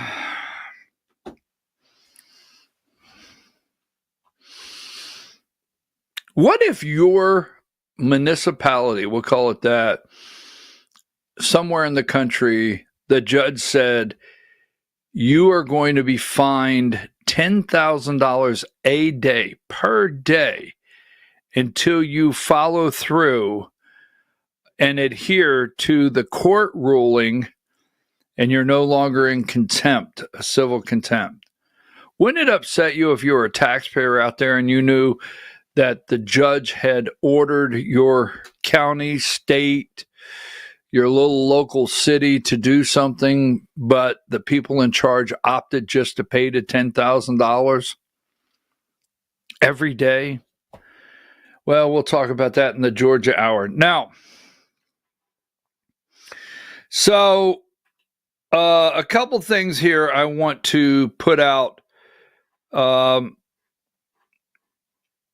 Can't get into that one right now. I do want to put this out, number 26. I'm going to run through just a couple things here. Maybe some things that you want to look up. North Korean leader, Russian president to attend China's World War II commemoration events. Putin and Kim Jong-un will be going to China here soon.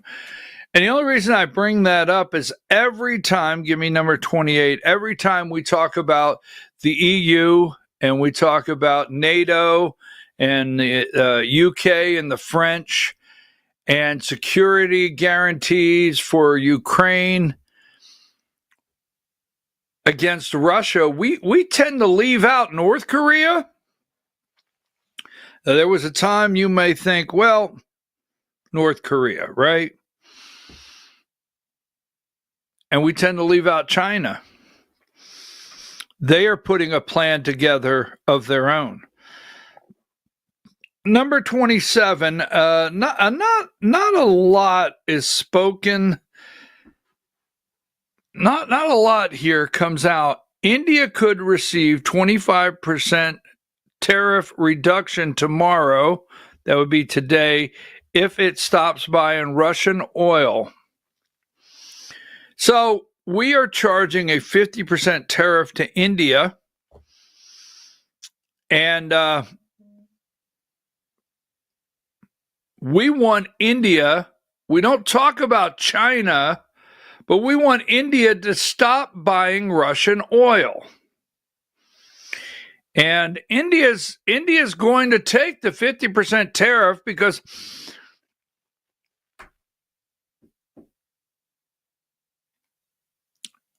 I don't want to say it's not a big deal to them, but they're not going to they're going to protect their own economy, and they do that. They're not going to let our products on their shelf, and they're not going to stop buying oil from Russia. And now give me this one here.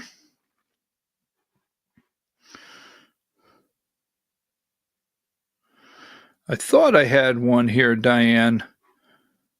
Yeah, give me number 43.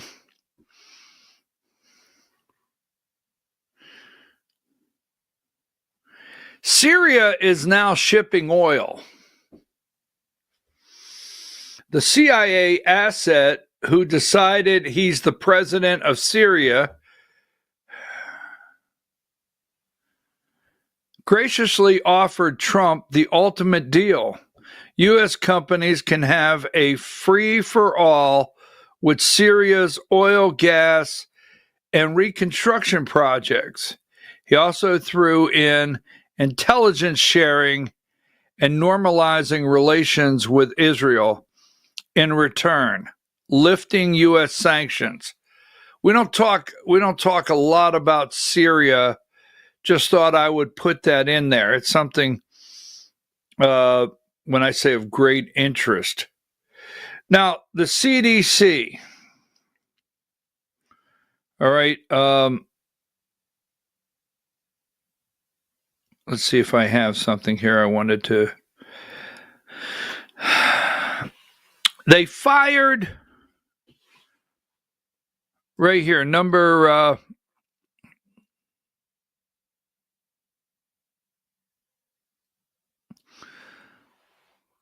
66.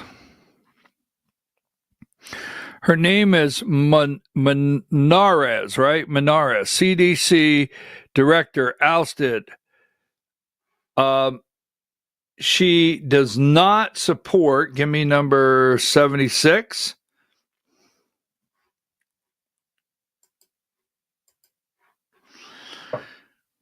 When CDC Director Susan Manares refused to rubber stamp unscientific, this is thank you, Diane, reckless directives and fire dedicated health experts, she chose protecting the public over serving a political agenda. For that, she has been targeted. She will not resign. So, HHS, this is from HHS, number 77.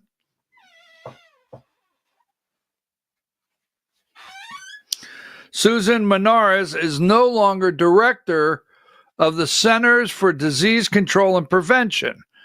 We thank her for her dedicated service to the American people.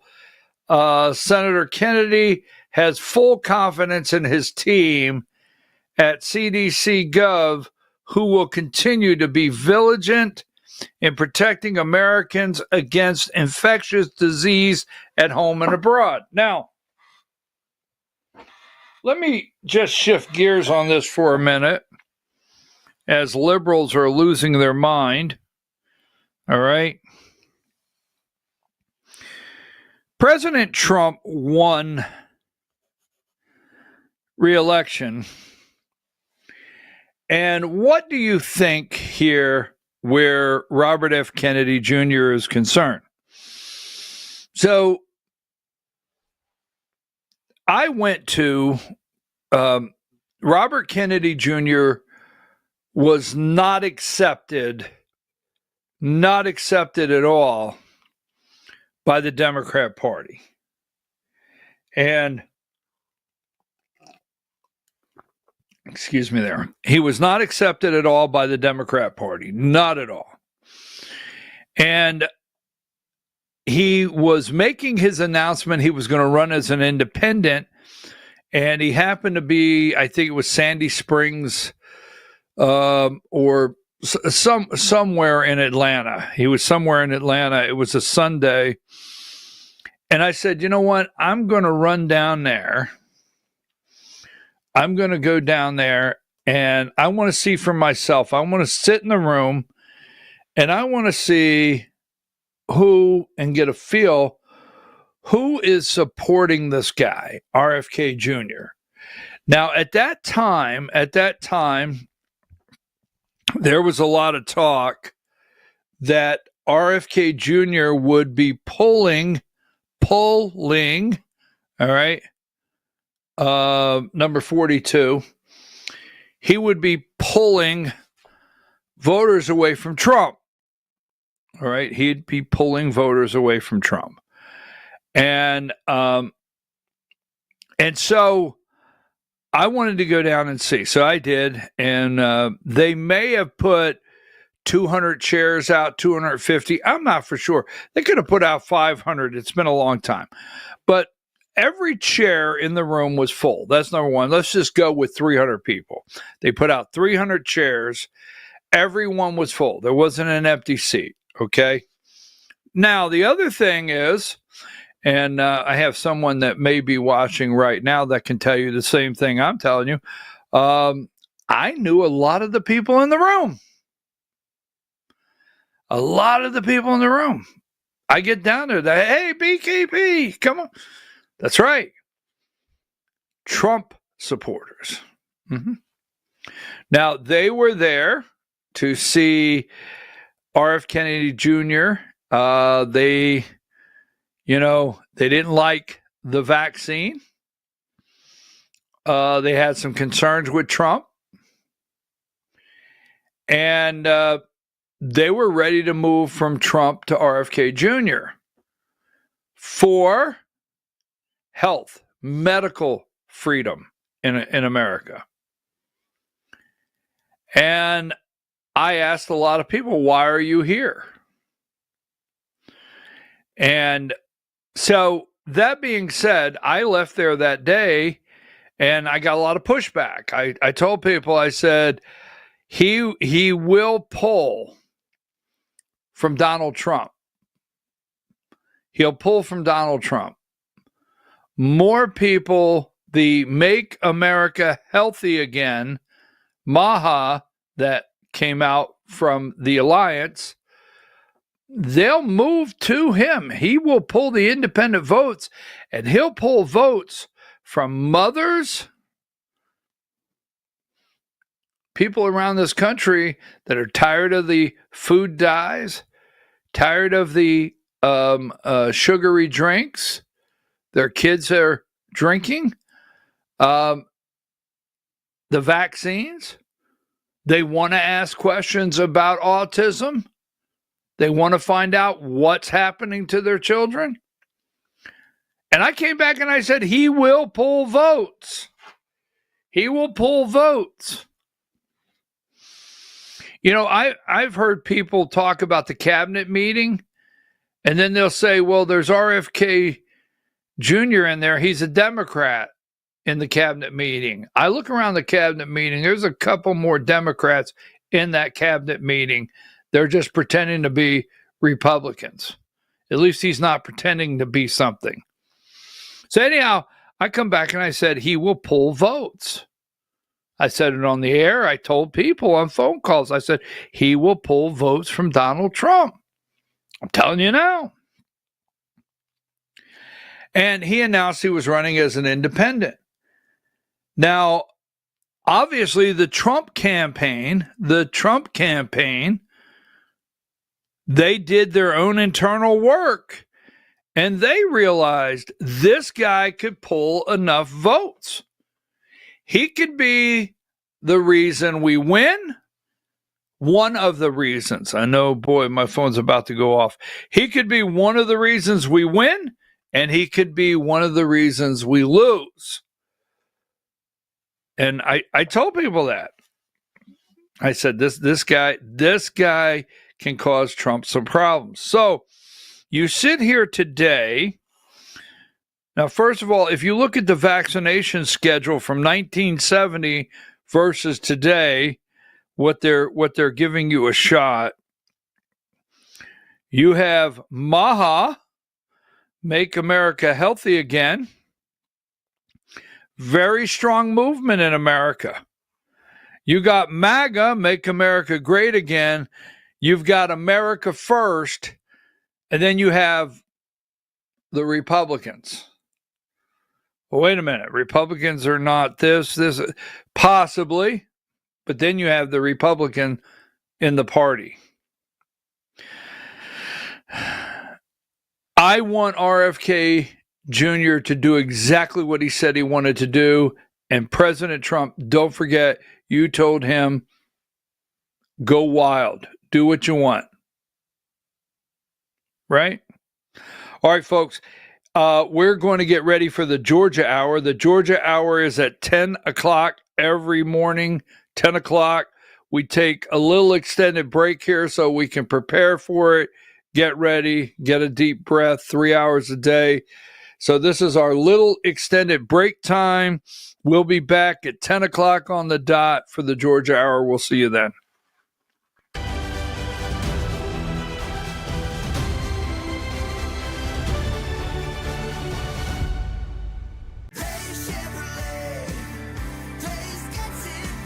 $11,000 discounts real? You bet they are. During the Last Chance event at Days Chevrolet in Jasper, where every Chevy has our biggest Last Chance discounts, like up to $11,000 off new Chevy Silverado 1500 crew cabs. But you better step on it. It's your last chance to save up to $11 grand at Days Chevrolet in Jasper. Days Chevrolet.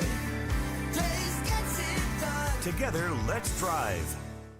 Larry's Body Shop in Ellijay. Family owned and operated since 1978. The latest in cutting-edge digital technology and state-of-the-art equipment allow our iCard Gold Class certified technicians to restore your vehicle. Our second-to-none customer service will work directly with your insurance company. Major accident or minor fender bender. We take the dents out of accidents. Larry's Body Shop, North Georgia's #1 body shop. Visit us at collisiondecision.com.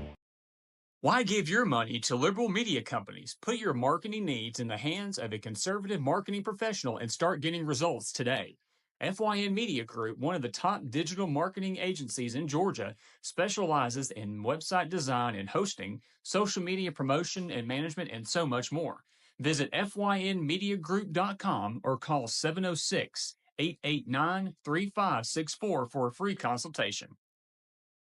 Welcome to El Rey Azteca Mexican Restaurant. We invite you to indulge your senses with our from-scratch authentic Mexican food. Whether you are hungry for fajitas or the El Rey Azteca burrito, we offer a wide variety of fine Mexican dishes, drinks, and desserts. Our inviting patio, indoor seating, and bar has a seat for everyone. So come to El Rey Azteca for delicious food, great drinks, good friends, and loads of fun in a casual and friendly atmosphere. Ladies, when you wear elegant jewelry, you become a force to be reckoned with. You shine brighter than the stars in the sky, and your inner beauty radiates like the sun. So embrace the magic, embrace the elegance, and let your jewelry be a reflection of your true, authentic self. My friends over at North Georgia Diamond know what a woman wants. Go see them for the perfect gift. And remember, when it comes to elegance, there's no such thing as too much. Come see us at North Georgia Diamond. We're igniting passion one sparkle at a time.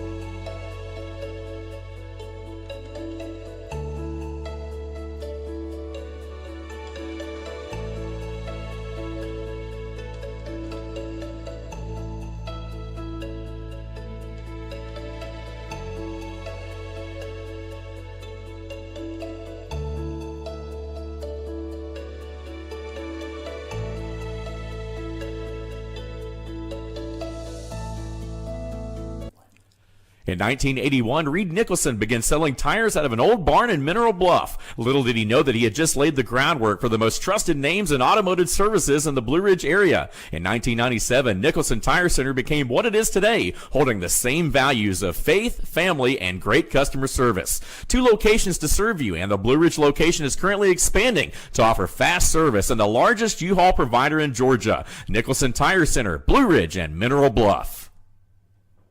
This is a special report. Knowing how to invest your money is harder than ever before. Dealing with stock market volatility, record debt, and terrorist attacks requires new thinking. At U.S. Asset Management, we can help you see the world more clearly so that you can move beyond the chaos and invest with confidence. Call us, visit us online, or drop by our office. U.S. Asset Management, helping you make better decisions with your money. Mesquite Grill, now offering online ordering for your convenience. Check out our new website at mesquitegrillbr.com. That's mesquitegrillbr.com. The great food and service you have come to expect, ready for you when you arrive. Open 7 days a week with a fully stocked bar and friendly service. Bring your furry friends with you and dine on our pet-friendly patio. Also, check out our catering options and let us prepare delicious food for your next event.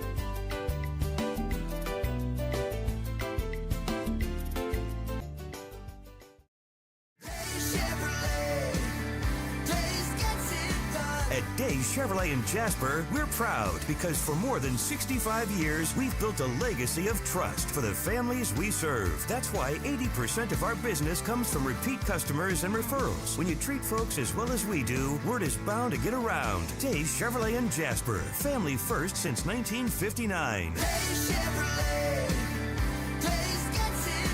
Together, let's drive. Larry's Body Shop in Ellijay. Family owned and operated since 1978. The latest in cutting-edge digital technology and state-of-the-art equipment allow our iCard Gold Class certified technicians to restore your vehicle. Our second-to-none customer service will work directly with your insurance company. Major accident or minor fender bender. We take the dents out of accidents. Larry's Body Shop, North Georgia's #1 body shop. Visit us at collisiondecision.com. Why give your money to liberal media companies? Put your marketing needs in the hands of a conservative marketing professional and start getting results today. FYN Media Group, one of the top digital marketing agencies in Georgia, specializes in website design and hosting, social media promotion and management, and so much more. Visit FYNmediagroup.com or call 706-889-3564 for a free consultation. Welcome to El Rey Azteca Mexican Restaurant. We invite you to indulge your senses with our from-scratch authentic Mexican food. Whether you are hungry for fajitas or the El Rey Azteca burrito, we offer a wide variety of fine Mexican dishes, drinks, and desserts. Our inviting patio, indoor seating, and bar has a seat for everyone. So come to El Rey Azteca for delicious food, great drinks, good friends, and loads of fun in a casual and friendly atmosphere. Ladies, when you wear elegant jewelry, you become a force to be reckoned with. You shine brighter than the stars in the sky, and your inner beauty radiates like the sun. So embrace the magic, embrace the elegance, and let your jewelry be a reflection of your true, authentic self. My friends over at North Georgia Diamond know what a woman wants. Go see them for the perfect gift.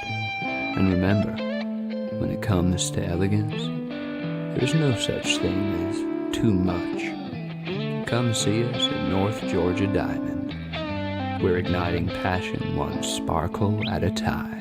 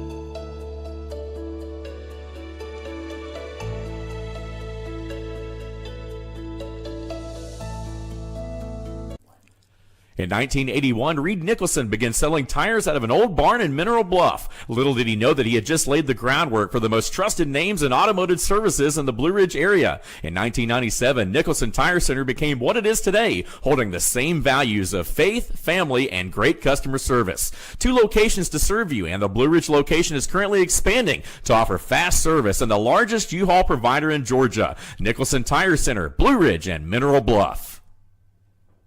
This is a special report. Knowing how to invest your money is harder than ever before.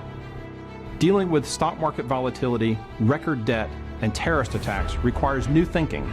At U.S. Asset Management, we can help you see the world more clearly so that you can move beyond the chaos and invest with confidence. Call us, visit us online, or drop by our office. U.S. Asset Management, helping you make better decisions with your money. Mesquite Grill, now offering online ordering for your convenience. Check out our new website at mesquitegrillbr.com. That's mesquitegrillbr.com. The great food and service you have come to expect, ready for you when you arrive. Open 7 days a week with a fully stocked bar and friendly service. Bring your furry friends with you and dine on our pet-friendly patio. Also, check out our catering options and let us prepare delicious food for your next event.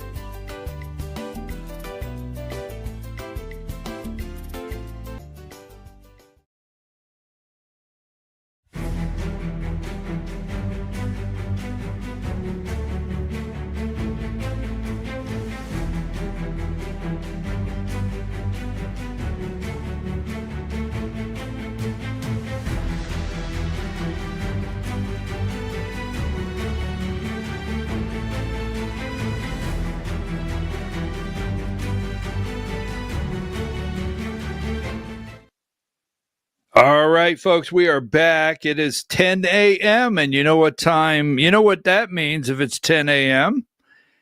on 8/28/2025. That means it's time for the Georgia Hour. The Georgia Hour.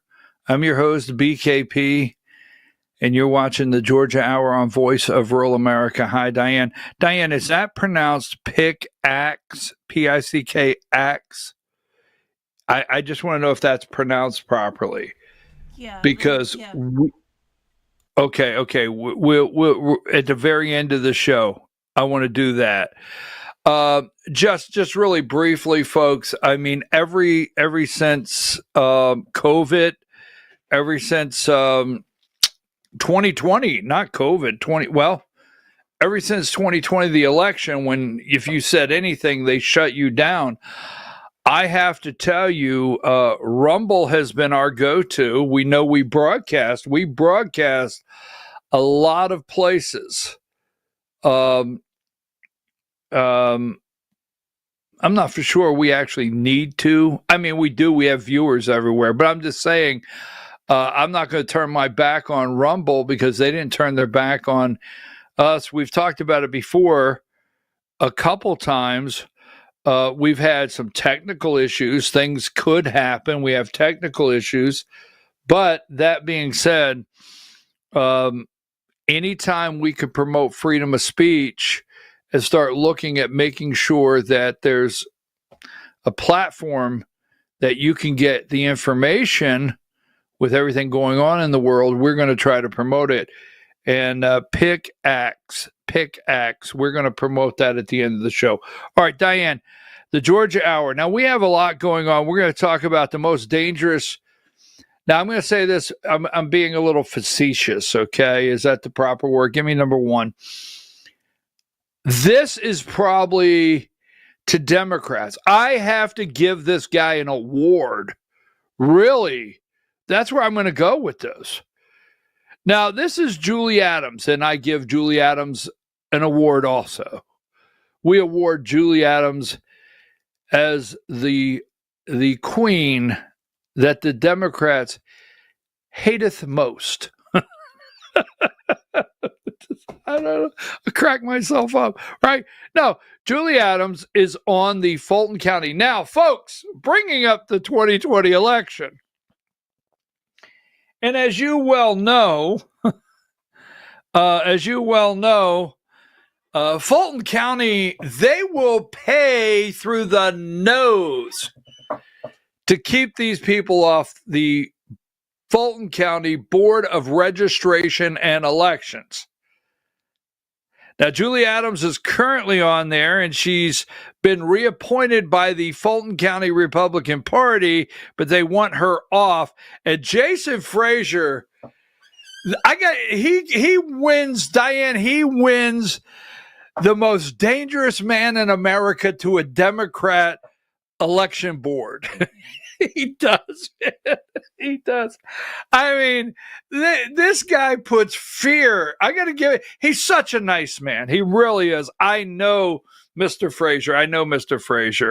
I have been to several events with Mr. Frazier. One night, I had an opportunity with him and his wife to sit next to a fire pit. I went to a little after hour party. Yes, I was invited to one. You may not believe that. And Mr. Frazier and his wife was there. And we had an opportunity to just sit and talk. Very, very lovely people, pleasant people. God, I'm telling you, as God is my witness, just patriots to do the right thing. But Diane, does it not crack you up? Number 55, give me 55.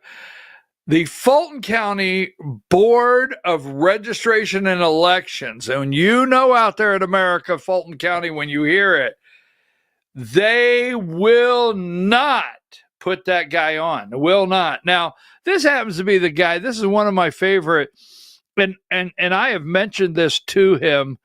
This is one of my favorite tweets that he put out or post on X. 20 people are registered at that house in Fulton County. All right, that was on 10/20/2023.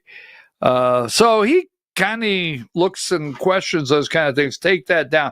Now, we'll get back to that. We're going to come back to Fulton County and what the judge said yesterday about Fulton County Board of Commissioners and holding them in civil contempt and what's happening next. So go ahead and take that down. Now, give me number 2. And we're going to make this brief, but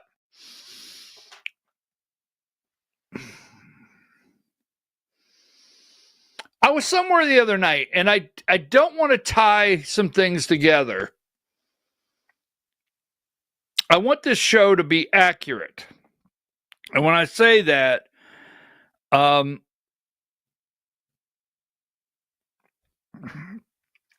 cautious on how I approach some things. And I'm going to ask the question this morning. All right. Now, this is Brant Frost V. We know him as the albino rhino.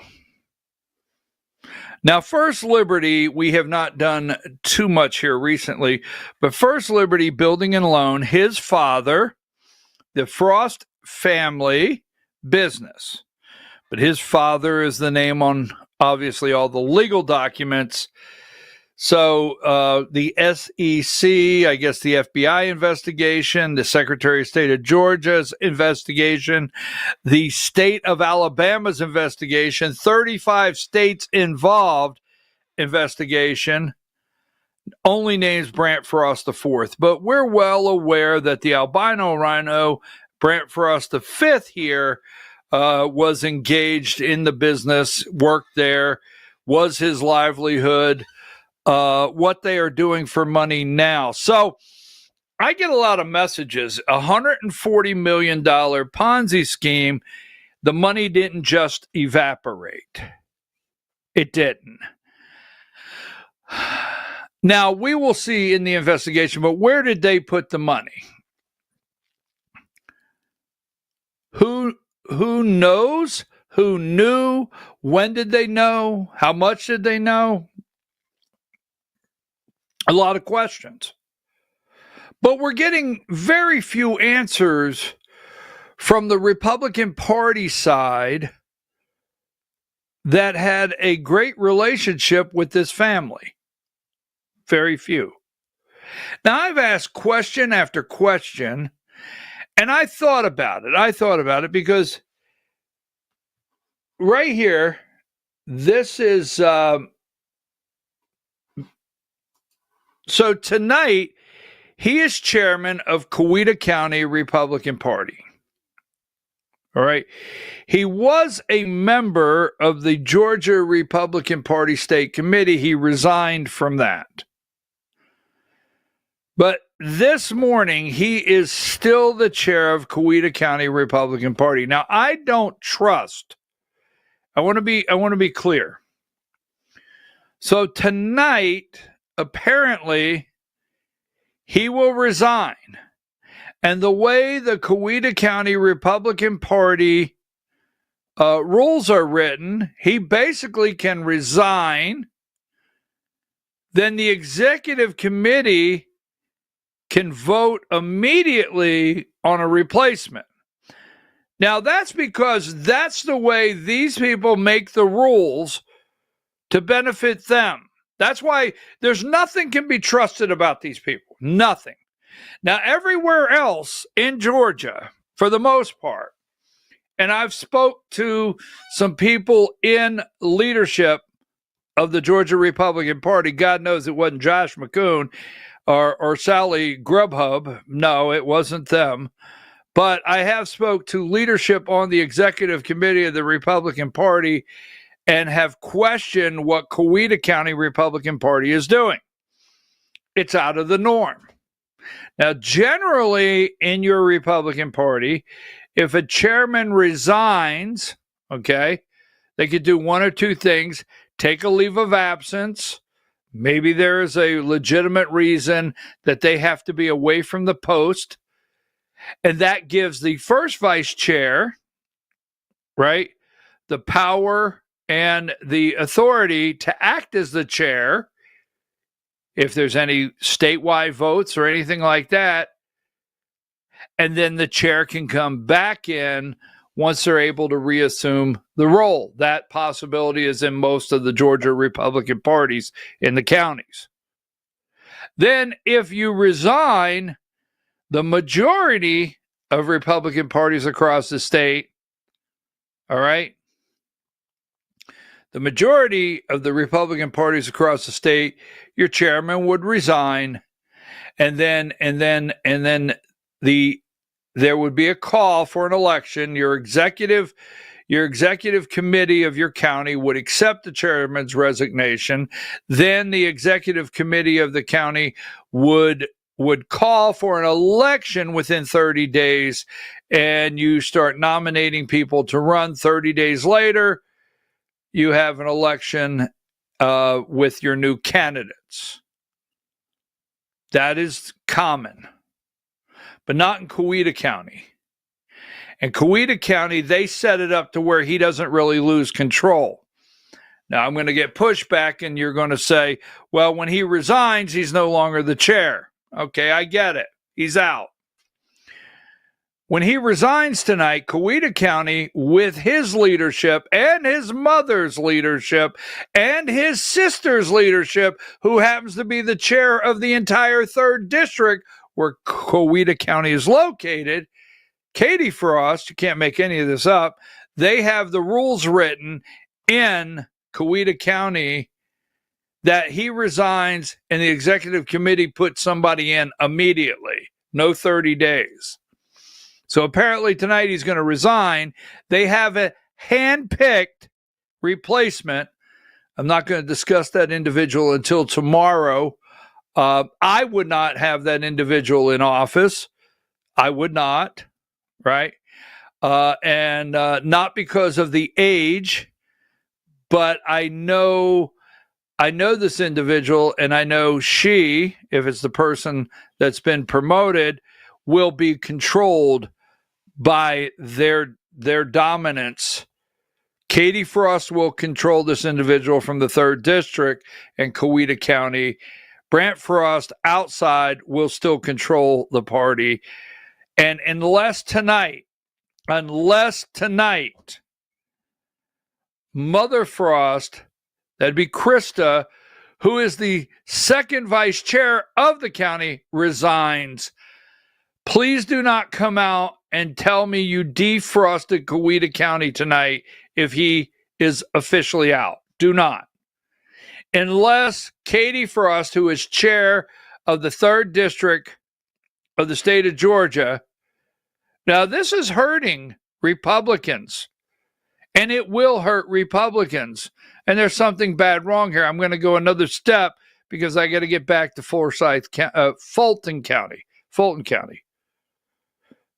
But unless Katie Frost, who is the chair of the 3rd District, resigns, and the mother, who is a state committee member, Krista, and 2nd vice chair of this county, I wish you well tonight. You understand? I wish you well.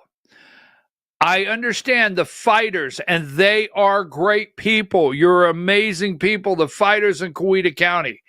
And I understand what you're up against with this amount of evil. But here's what I'm going to tell you. What is sad right now is the fighters in the 3rd District, the fighters in Coweta County, Georgia, trying to remove these people and get them out of there. What is sad is the lack of support you're getting from around the state from the chairman, Josh McCoon, and others. Sally Grubbs, 1st vice chair, should be down there right now. She should be publicly calling for Katie Frost's resignation. Others across the state. So that is concerning. Now, while this is going on, there's people that have been subpoenaed. Fayette County Board, I didn't crop this out, but Fayette County School Board Vice Chair and others received subpoenas in First Liberty investigation. Georgia Secretary of State, in coordination with the U.S. Securities and Exchange Commission, has issued subpoenas as part of the ongoing investigation into First Liberty Building and Loan, the Noonan-based leading firm now exposed as a Ponzi scheme. $140 million Ponzi scheme. Among those subpoena is Randy Hogue. Now, Randy, a senior development officer at the company and current 1st District representative on the Fayette County School Board. Now, I will tell you this. We are very close to, in this investigation, of people don't want to go to prison. They do not want to go to prison, period. You got it? They don't. And they will put someone else in prison before they go. This guy right here has been subpoenaed, and he is the senior development officer of the company. Second, as well, Jamie Sickert, First Liberty's compliance officer. I think Alex Johnson should answer the question. Alex Johnson should answer the question. He is the chair of the National Federation of Republican Assembly. Were you subpoenaed, Alex Johnson? Were you subpoenaed? Now, what I'm really getting into and what is starting to get real frustrating here, and I know investigations take time, is I was standing there, and this is the Weasel. All right, number 49, the Weasel. And the Weasel happens to have a name. He's arrogant, he's cocky, he's better than you and I. He looks down at us, he does not hang out with us. His name is Greg Dolezal. He's a Weasel, okay? I call him the Weasel. Let me see if I have another couple shots. Now, the Weasel, Burt Jones kickoff for governor in 2020. All right. Rebels Revenge. So here's what troubled me, and it's been troubling me since I started driving home and I was at the event the other night, number 59. There's a couple things that trouble me. Now, great sources out there. All right. Now, as you can see, it says Burt Jones. And no matter what you say, this is on tape. This is on tape, so you can't go to the Burt Jones campaign and you can't go to the lieutenant governor yourself and say, I don't endorse, but I did go up to the lieutenant governor and shake his hand the other night and say, I wish you well. And as your campaign works in the 9th district, I'll be around. He was very nice. He's very nice to me. Lieutenant Governor Burt Jones has always been very cordial, very nice, very polite. So this is not a beef. I don't have a beef. That's on another level when we get into political things as far as campaign promises. But I do concern myself with why he has the weasel out there. And I'll tell you why. So this guy goes on the stage. His name's State Senator Greg Dolezal. And he introduces him right before the pastor. But he introduces and he talks about all the work that he's done with Lieutenant Governor Burt Jones. I am told, and I almost, he was at the Mike Collins event when Mike Collins did his kickoff for St. He was there, and I looked and I was like, do I? And I didn't know, because it just didn't feel right at Mike Collins' event to go up to him and put him on the spot. The other night, Tuesday night, I said to myself, I need to go ask him a question, and I didn't do it. I just said, no, this is a kickoff. This is Burt Jones' event. I just don't think I should draw attention to it by cornering the weasel. Now,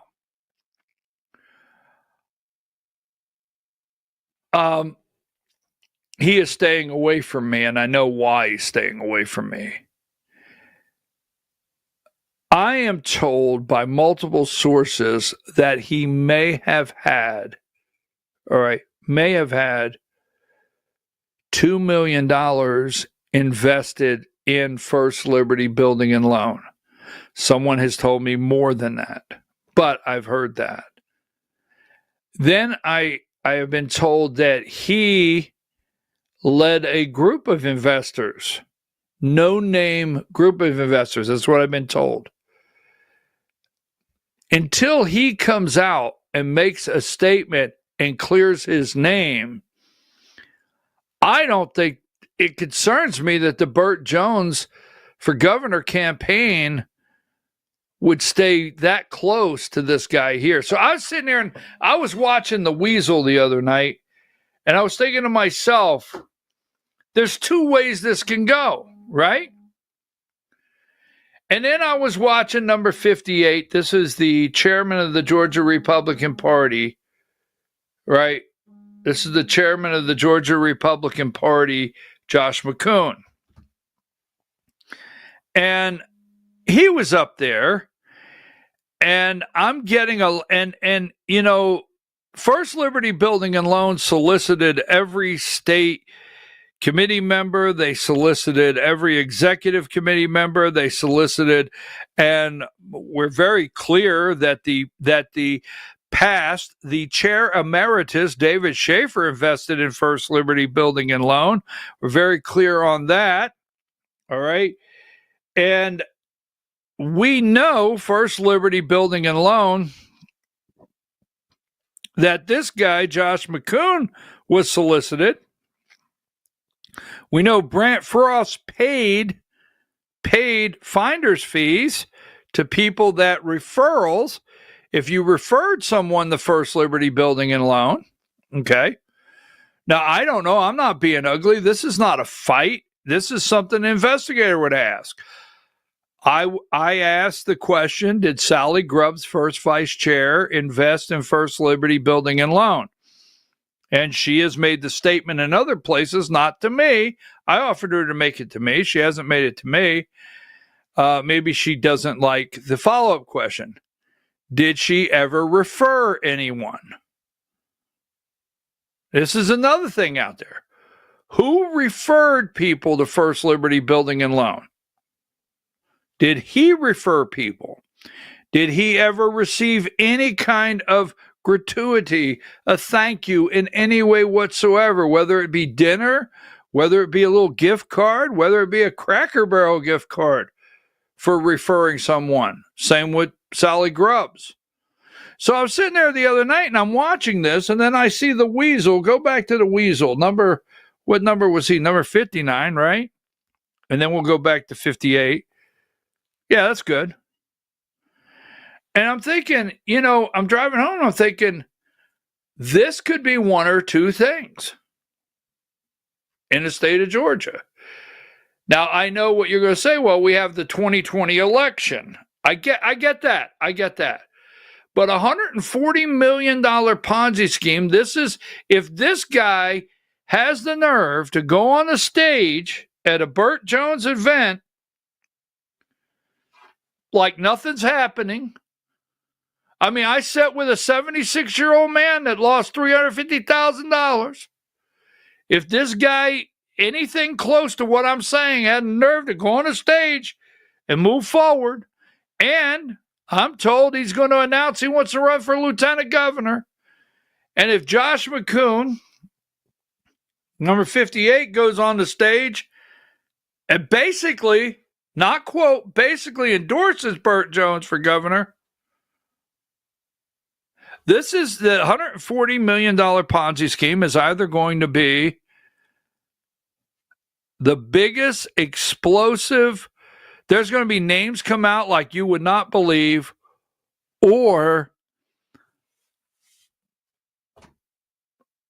the biggest cover-up you've ever seen. I mean, there's a gut feeling. It's only a gut feeling that you can't be this brazen, this cocky, and this out in the open if you don't feel comfortable that everything's going to get covered up. I don't know. But I did get several messages yesterday. I got 3 phone calls yesterday. Were you at the event Tuesday night? Yes. Were you in the room when Josh McCoon got up and spoke on behalf of the campaign? I said yes.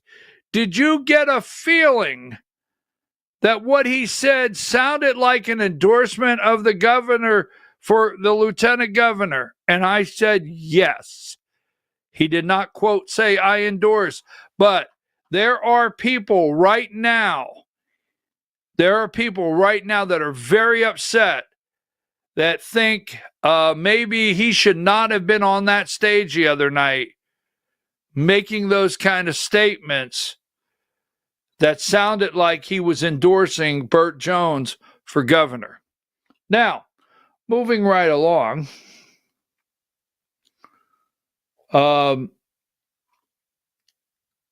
County. Let's go to Fulton County. Now, there's wait a minute. Before I go there, let me see if I have something else. Maybe I didn't.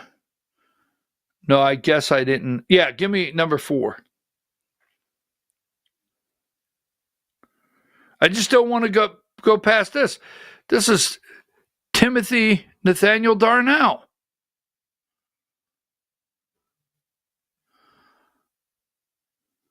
Very good friends with Sally Grubbs.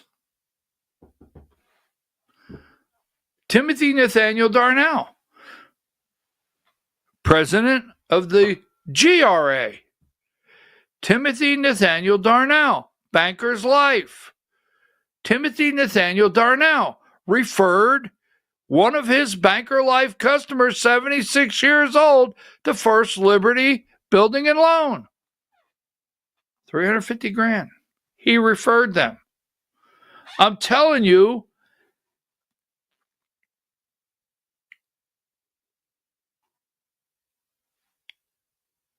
take that down.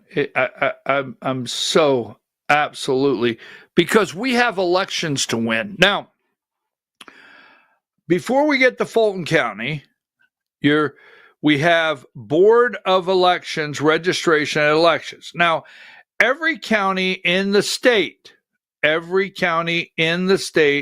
has a state board Give me number 44. So we have 159 counties. Until year before last, I think it was year before last, we had 14. I throw out 14. We had 14 probate judges in the state of Georgia that administered elections in their county.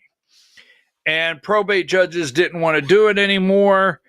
And so they passed legislation in Georgia a couple years ago ending probate judges from having to administer elections. So now in Georgia, we have 159 counties that have a county board of registration and elections. Every county. And I'll go into the reason why we have one in every county later, but right now that's what we have, every county. And for years it was mandatory and it was a given that 2 Democrats would be on the board. If it was that there, you could have a 3-person board of registration and elections. We're going with a 5 right now. A giving that 2 Democrats could be on there, 2 Republicans on there. You certify the election. You vote to certify the election. You send that certification to the Secretary of State. Secretary of State compiles all the certifications, certifies the election on the Secretary of State's end, and it goes in and it's done. Certified election, whether it be state or federal. Now, the other night we had an election in the we have a special election, and we have Georgia State Senate District 21. Now, I want to come back to this, but we had 7 candidates, number 10. Can you remember this right here? Number 10, we had 7 candidates, 1, 2, 3, 4, 5, 6 Republicans, right? And then we had Deborah Shingley. And Deborah brought in the Democrat right at 40% of the vote by herself. This is a jungle primary. We've gone into that. Now, a portion of this district is in Fulton County.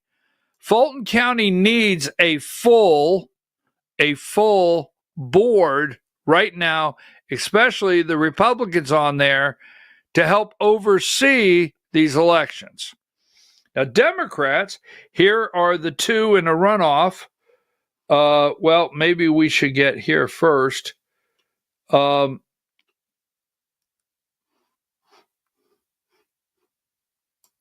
Give me number 44. Let's go back. So this race right here, Democrats showing in state election galvanizes both parties. So this is actually on the national radar. That may not be on Fox News. Maybe it is. But this is on the national radar right now. National radar. And don't think, and I don't know this for a fact, but don't think for 1 minute that President Donald Trump or his team is not aware that this is on the national radar. After officials finalized the results of the special election in Cherokee and Fulton counties Tuesday, Democrats have been energized by what they see as a promising showing in a deep red district. Now, there's a couple things that's concerning about this. A couple things. 40%. Now, it's a low voter turnout, low voter turnout. So it's hard to gauge some of the things in this. It's hard to pinpoint exactly. But what our problem is here, for the most part, it goes into the new lines of redistricting, things I've talked about for years. In Georgia, we're not growing. Donald Trump is the reason voters grew in the Republican Party for no other reason. But in Georgia, we're not growing our Republican Party. We're not growing our Republican vote based on our message of who we are, what we believe in, and what our values are. We're maintaining our districts by lines. And that's a fact. This one is exactly that right there. State Senate District 21, North Fulton. Where is that? That is Bridget Thorne, Fulton County Commissioner Bridget Thorne, which we know we had her on the show last week. North Fulton, the Republican area of Fulton County. Second, Cherokee County. Cherokee County is part of District 11, Congressional District 11, Barry Loudermilk. The Republican out of the loop, out of the Atlanta area enough, the Republican. So this district sits in Cherokee County and Fulton County, two very Republican areas, and the Democrat is in the runoff, and the Democrat came away with 40% of the vote. Now, I don't care that there were 6 Republicans. We'll talk about that at a different time. I don't care about that, but I'm going to tell you this. There's a problem this morning that we have a runoff in this district, A. We had a jungle primary. Well, that should be A. And we have a Democrat in this area that brought in 40%. Now, Jason Dickinson, president of the private investment company, appears to have slipped past fellow Republican Steve West by 65 votes. Now, my understanding is Steve West has asked for a recount. That's my understanding. He's asked for a recount. All right. It's within the margin. So we'll see. I mean, I need some info out there from you, the audience. I'm understanding it is within the margin. I will say that. The margin of victory for Jason Dickinson against Steve West is within the margin to request a recount by the candidate. Now, that being said, here you go. This is number 11. Here is the Democrat in the runoff, September 23rd, I think it is. Number 11. This is what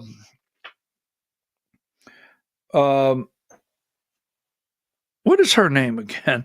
Why am I drawing a blank? Sorry about that. Let me get this name. I try not to memorize Democrat names. Deborah Shingley. This is Deborah Shingley. She is the Democrat, and this is the opponent, number 12. So a brief note. You ready? Are you? I don't think you're ready for what I'm about to say. If you don't rally Republicans, and this is where I endure the pain of this program. If you don't rally Republicans to get out and vote for this guy, I am not voting for that Jason. No way, I'm not voting for him. He's a rhino. He's this, he's that. He's bought off. He's in their pocket. I don't know. I'm just saying this. I'm not making that accusation to Jason Dixon. If you want, let me look you in the eye. This is where it gets tough, folks. This is where it gets tough. If you're out there and you supported, go back to number, I want to go to 10 and then 12. If you're out there and you voted for Lance, you voted for Stephanie, you voted for Bryce, you voted for Steve, you voted for Brian, and you out there see Deborah Shingley, anyone that voted for anyone other than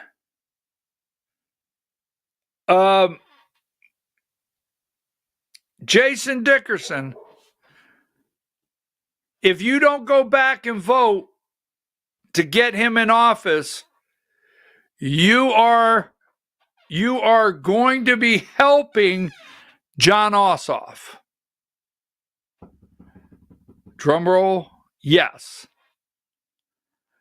Well, no, I'm not. I'm going to work. I'm going to do everything I can to get rid of that John Ossoff. I'm going to get rid of his. Okay. Do not let this Democrat win this district. Don't do it. Get out, put the signs, knock on the doors, call the voter next door, hold your nose. I don't care what you got to do. Go to the church and pray. That's not a joke. Do it if that's what you got to do.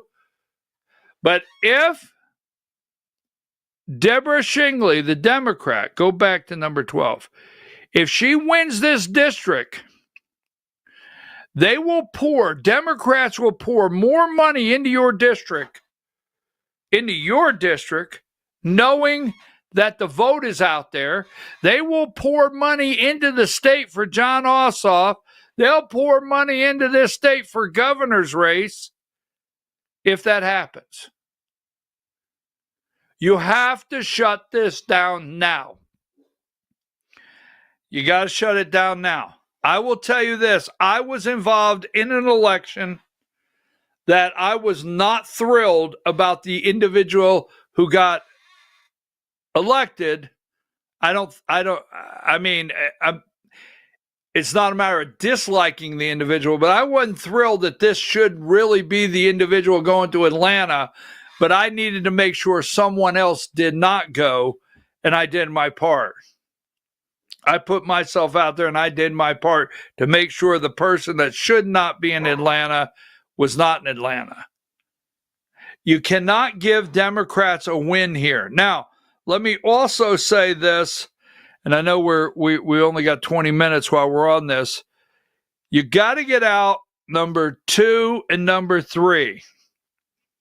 We have to get out and push and make sure a Democrat, no, number 3, I'm sorry. No. Well, my God, that was scary, Diane. Quit doing that. Qualified candidates. Number 2 and 3 there. District 2 and District 3. That's what I meant to say, Diane. Sorry. We have to make sure Republicans go back in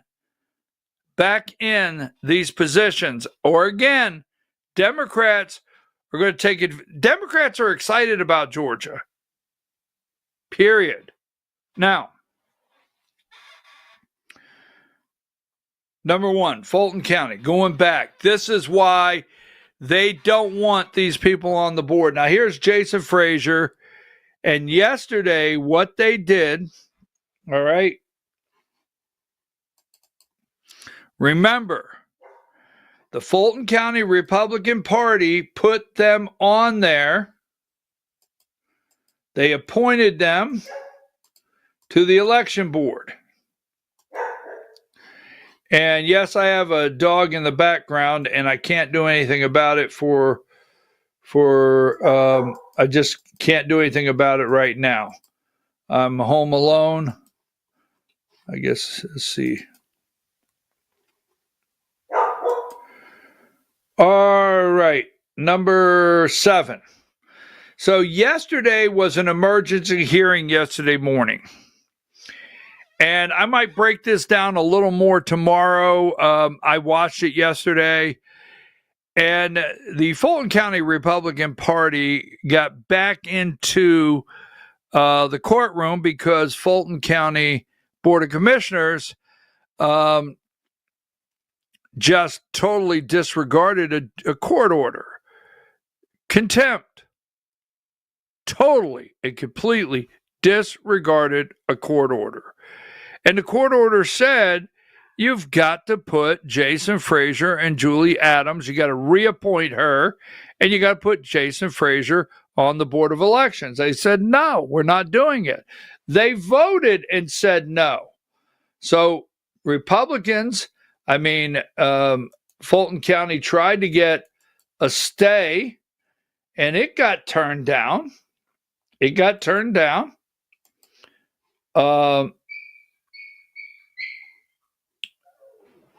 And yesterday was the hearing. So, wait a minute, give me number. Make sure I have this. Nope, that's not one I want. I accidentally brought that up. Yesterday was the hearing. And give me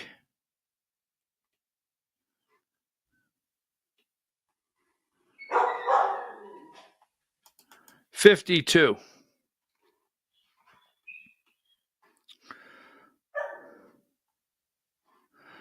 Actually, that's not the one I want. My apology. 45. Yesterday was the hearing, and I watched it. Judge finds Fulton County commissioners in civil contempt.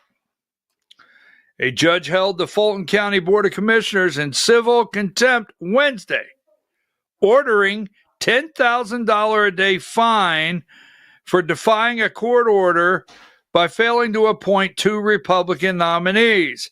In a 17-page ruling, I have to read that today, I couldn't yesterday afternoon, Senior Superior Court Judge David Emerson said the fines levied against the board as a group will begin Friday at noon. So Friday, they have until Friday at noon to put these 2 people on the board. That's tomorrow at noon. And then $10,000 a day, Fulton County Board of Commissioners. Now, here's the thing, okay? And this is what is troubling to me. The commission is found in contempt. Now, Bob Ellis and Bridget Thorne, they did what they're supposed to do. Now, no one is forced personally. So no one has personally been found in contempt. The commission, the total commission. So Fulton County's in contempt. And they will pay $10,000 a day. $10,000 a day, number 46.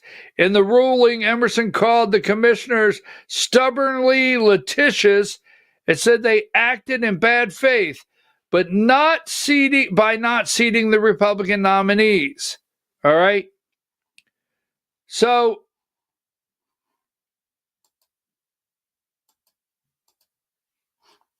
don't forget, this is number 48.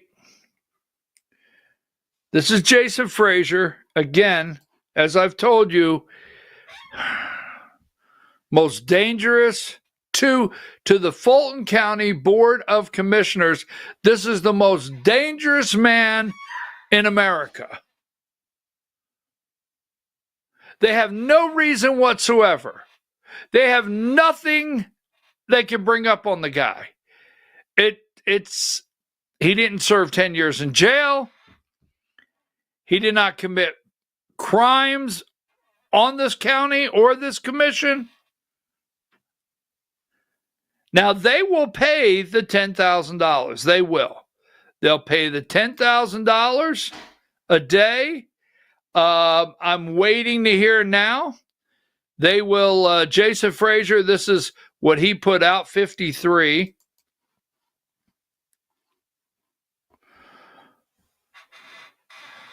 Fulton Board of Elections update, more to come. The court finds beyond a reasonable doubt that the Board of Commissioners has failed to comply with the court's order. The court finds that it is appropriate to hold the board in civil contempt. The court imposes a fine of $10,000 per day commencing at 12 noon Friday, August 29th, which fine shall continue to accrue daily until such time as the commission acts to appoint the nominees. The Republican Party's executive officers have requested by the local legislation creating the Fulton County Board of Elections. It's to be paid daily. Every day, starting tomorrow at noon, Fulton County has to pay a fine of $10,000 a day. Now, will they pay the fine as they wait to go to the appeals court? We shall see. We'll get that out for you ASAP. Now, let me see this. Don't forget, We're looking at the governor's race in Georgia. And this guy right here, you're going to hear his name, number 17. We will know soon if he's going to jump in and announce he's running for governor in Georgia. This is Clark Dean. Then you have this morning taking place as we are on the air, number 15. You have in Clarksville, I can't wait for this, members of the House Blue Ribbon Study Committee. Hey, Diane, if I send you something, can you crop it and put it up? And I just got something and I forgot to send it to you. I got to send it to you. Hold on. I'm going to send it to you. I'm almost done. What the hell? I got it here. Folks, you don't know Diane. But she's a nice person. She can get all worked up. They don't believe that. You guys don't believe that for a minute, do you? All right, I sent this to you. Can you crop this out for me? Because I want to put it up. I want to close the show. All right, so today, House of Representatives, the House Blue Ribbon Study Committee on Election Procedures will hold the following meeting. That is right now at North Georgia Technical College, Clarksville, Georgia, right? The Blue Ribbon Study Committee on Election Procedures taking place today. It's going to be interesting what comes out of this. Now, they are going to ask today, I understand Chairman Tim Fleming of the panel is going to be asked today to do a paper ballot pilot project, which I'm being told, well, I want to hold that right now. I am waiting on a couple things. My number one things, and those fines will be passed on to Fulton County residents. We were hoping the judge would have them pay the fines personally. I appreciate what you just said. I appreciate that. I want to say I didn't intend to leave that out, and I want to thank you for reminding me. The fines are not paid by Fulton County. They're paid by Fulton County residents. Tax money, $10,000 a day. Diane, if you got what I sent you, if you were able to get it and put it up, this is interesting. This is something we're going to be keep up with. This was sent to me yesterday afternoon. Send me everything. Now, I can't tell you I can get to everything. In Superior Court of Fulton County, Brant Meadows is the plaintiff. Brad Raffensperger. I've heard that name somewhere before. Have you ever heard that name? Brad Raffensperger, the above-styled action, is set for a final hearing before the Honorable Scott McAfee. Well, that always makes me nervous. In the Superior Court of Fulton County on September 23rd, courtroom 5A. The failure to appear by any party could result in dismissal of action, default judgment. I've got to get this one right here.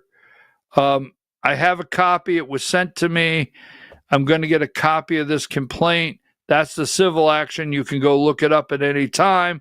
But that is Brad Raffensperger going to court, Superior Court, Brant Meadows. Interesting. All right, folks. I said at the beginning, and I want to pull this up, Diane.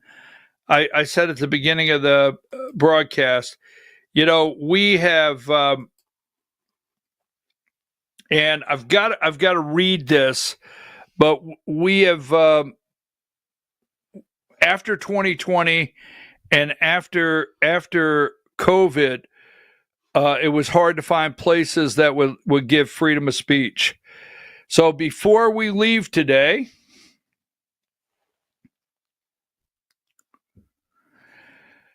quick pause to tell you about Pixax, the creator and user first platform built for people, not algorithms. You know what big tech is up to: data mining, bot-driven feeds, black box, AI deciding who sees your work instead.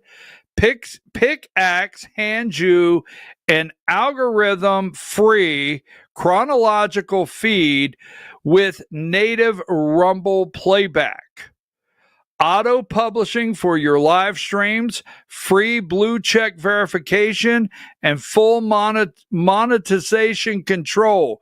Your voice, your rules. Best of all, the web version is live right now, and their iOS and Android apps drop next month.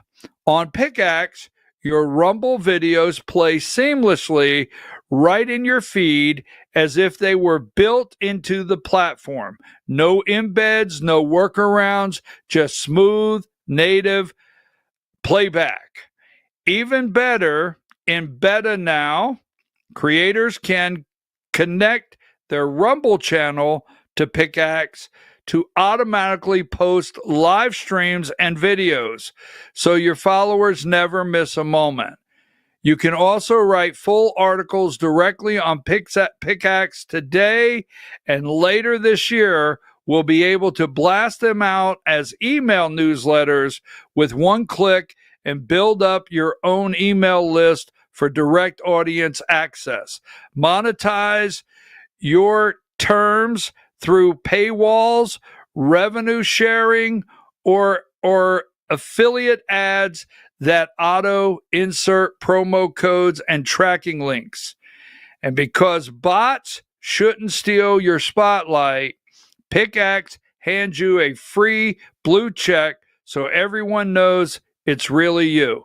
Pickaxe is building tech that builds up humanity. Algorithm free, noise free, human first. Head to pickaxe.com, sign up, and take your platform to the next level. Real voices deserve a real home.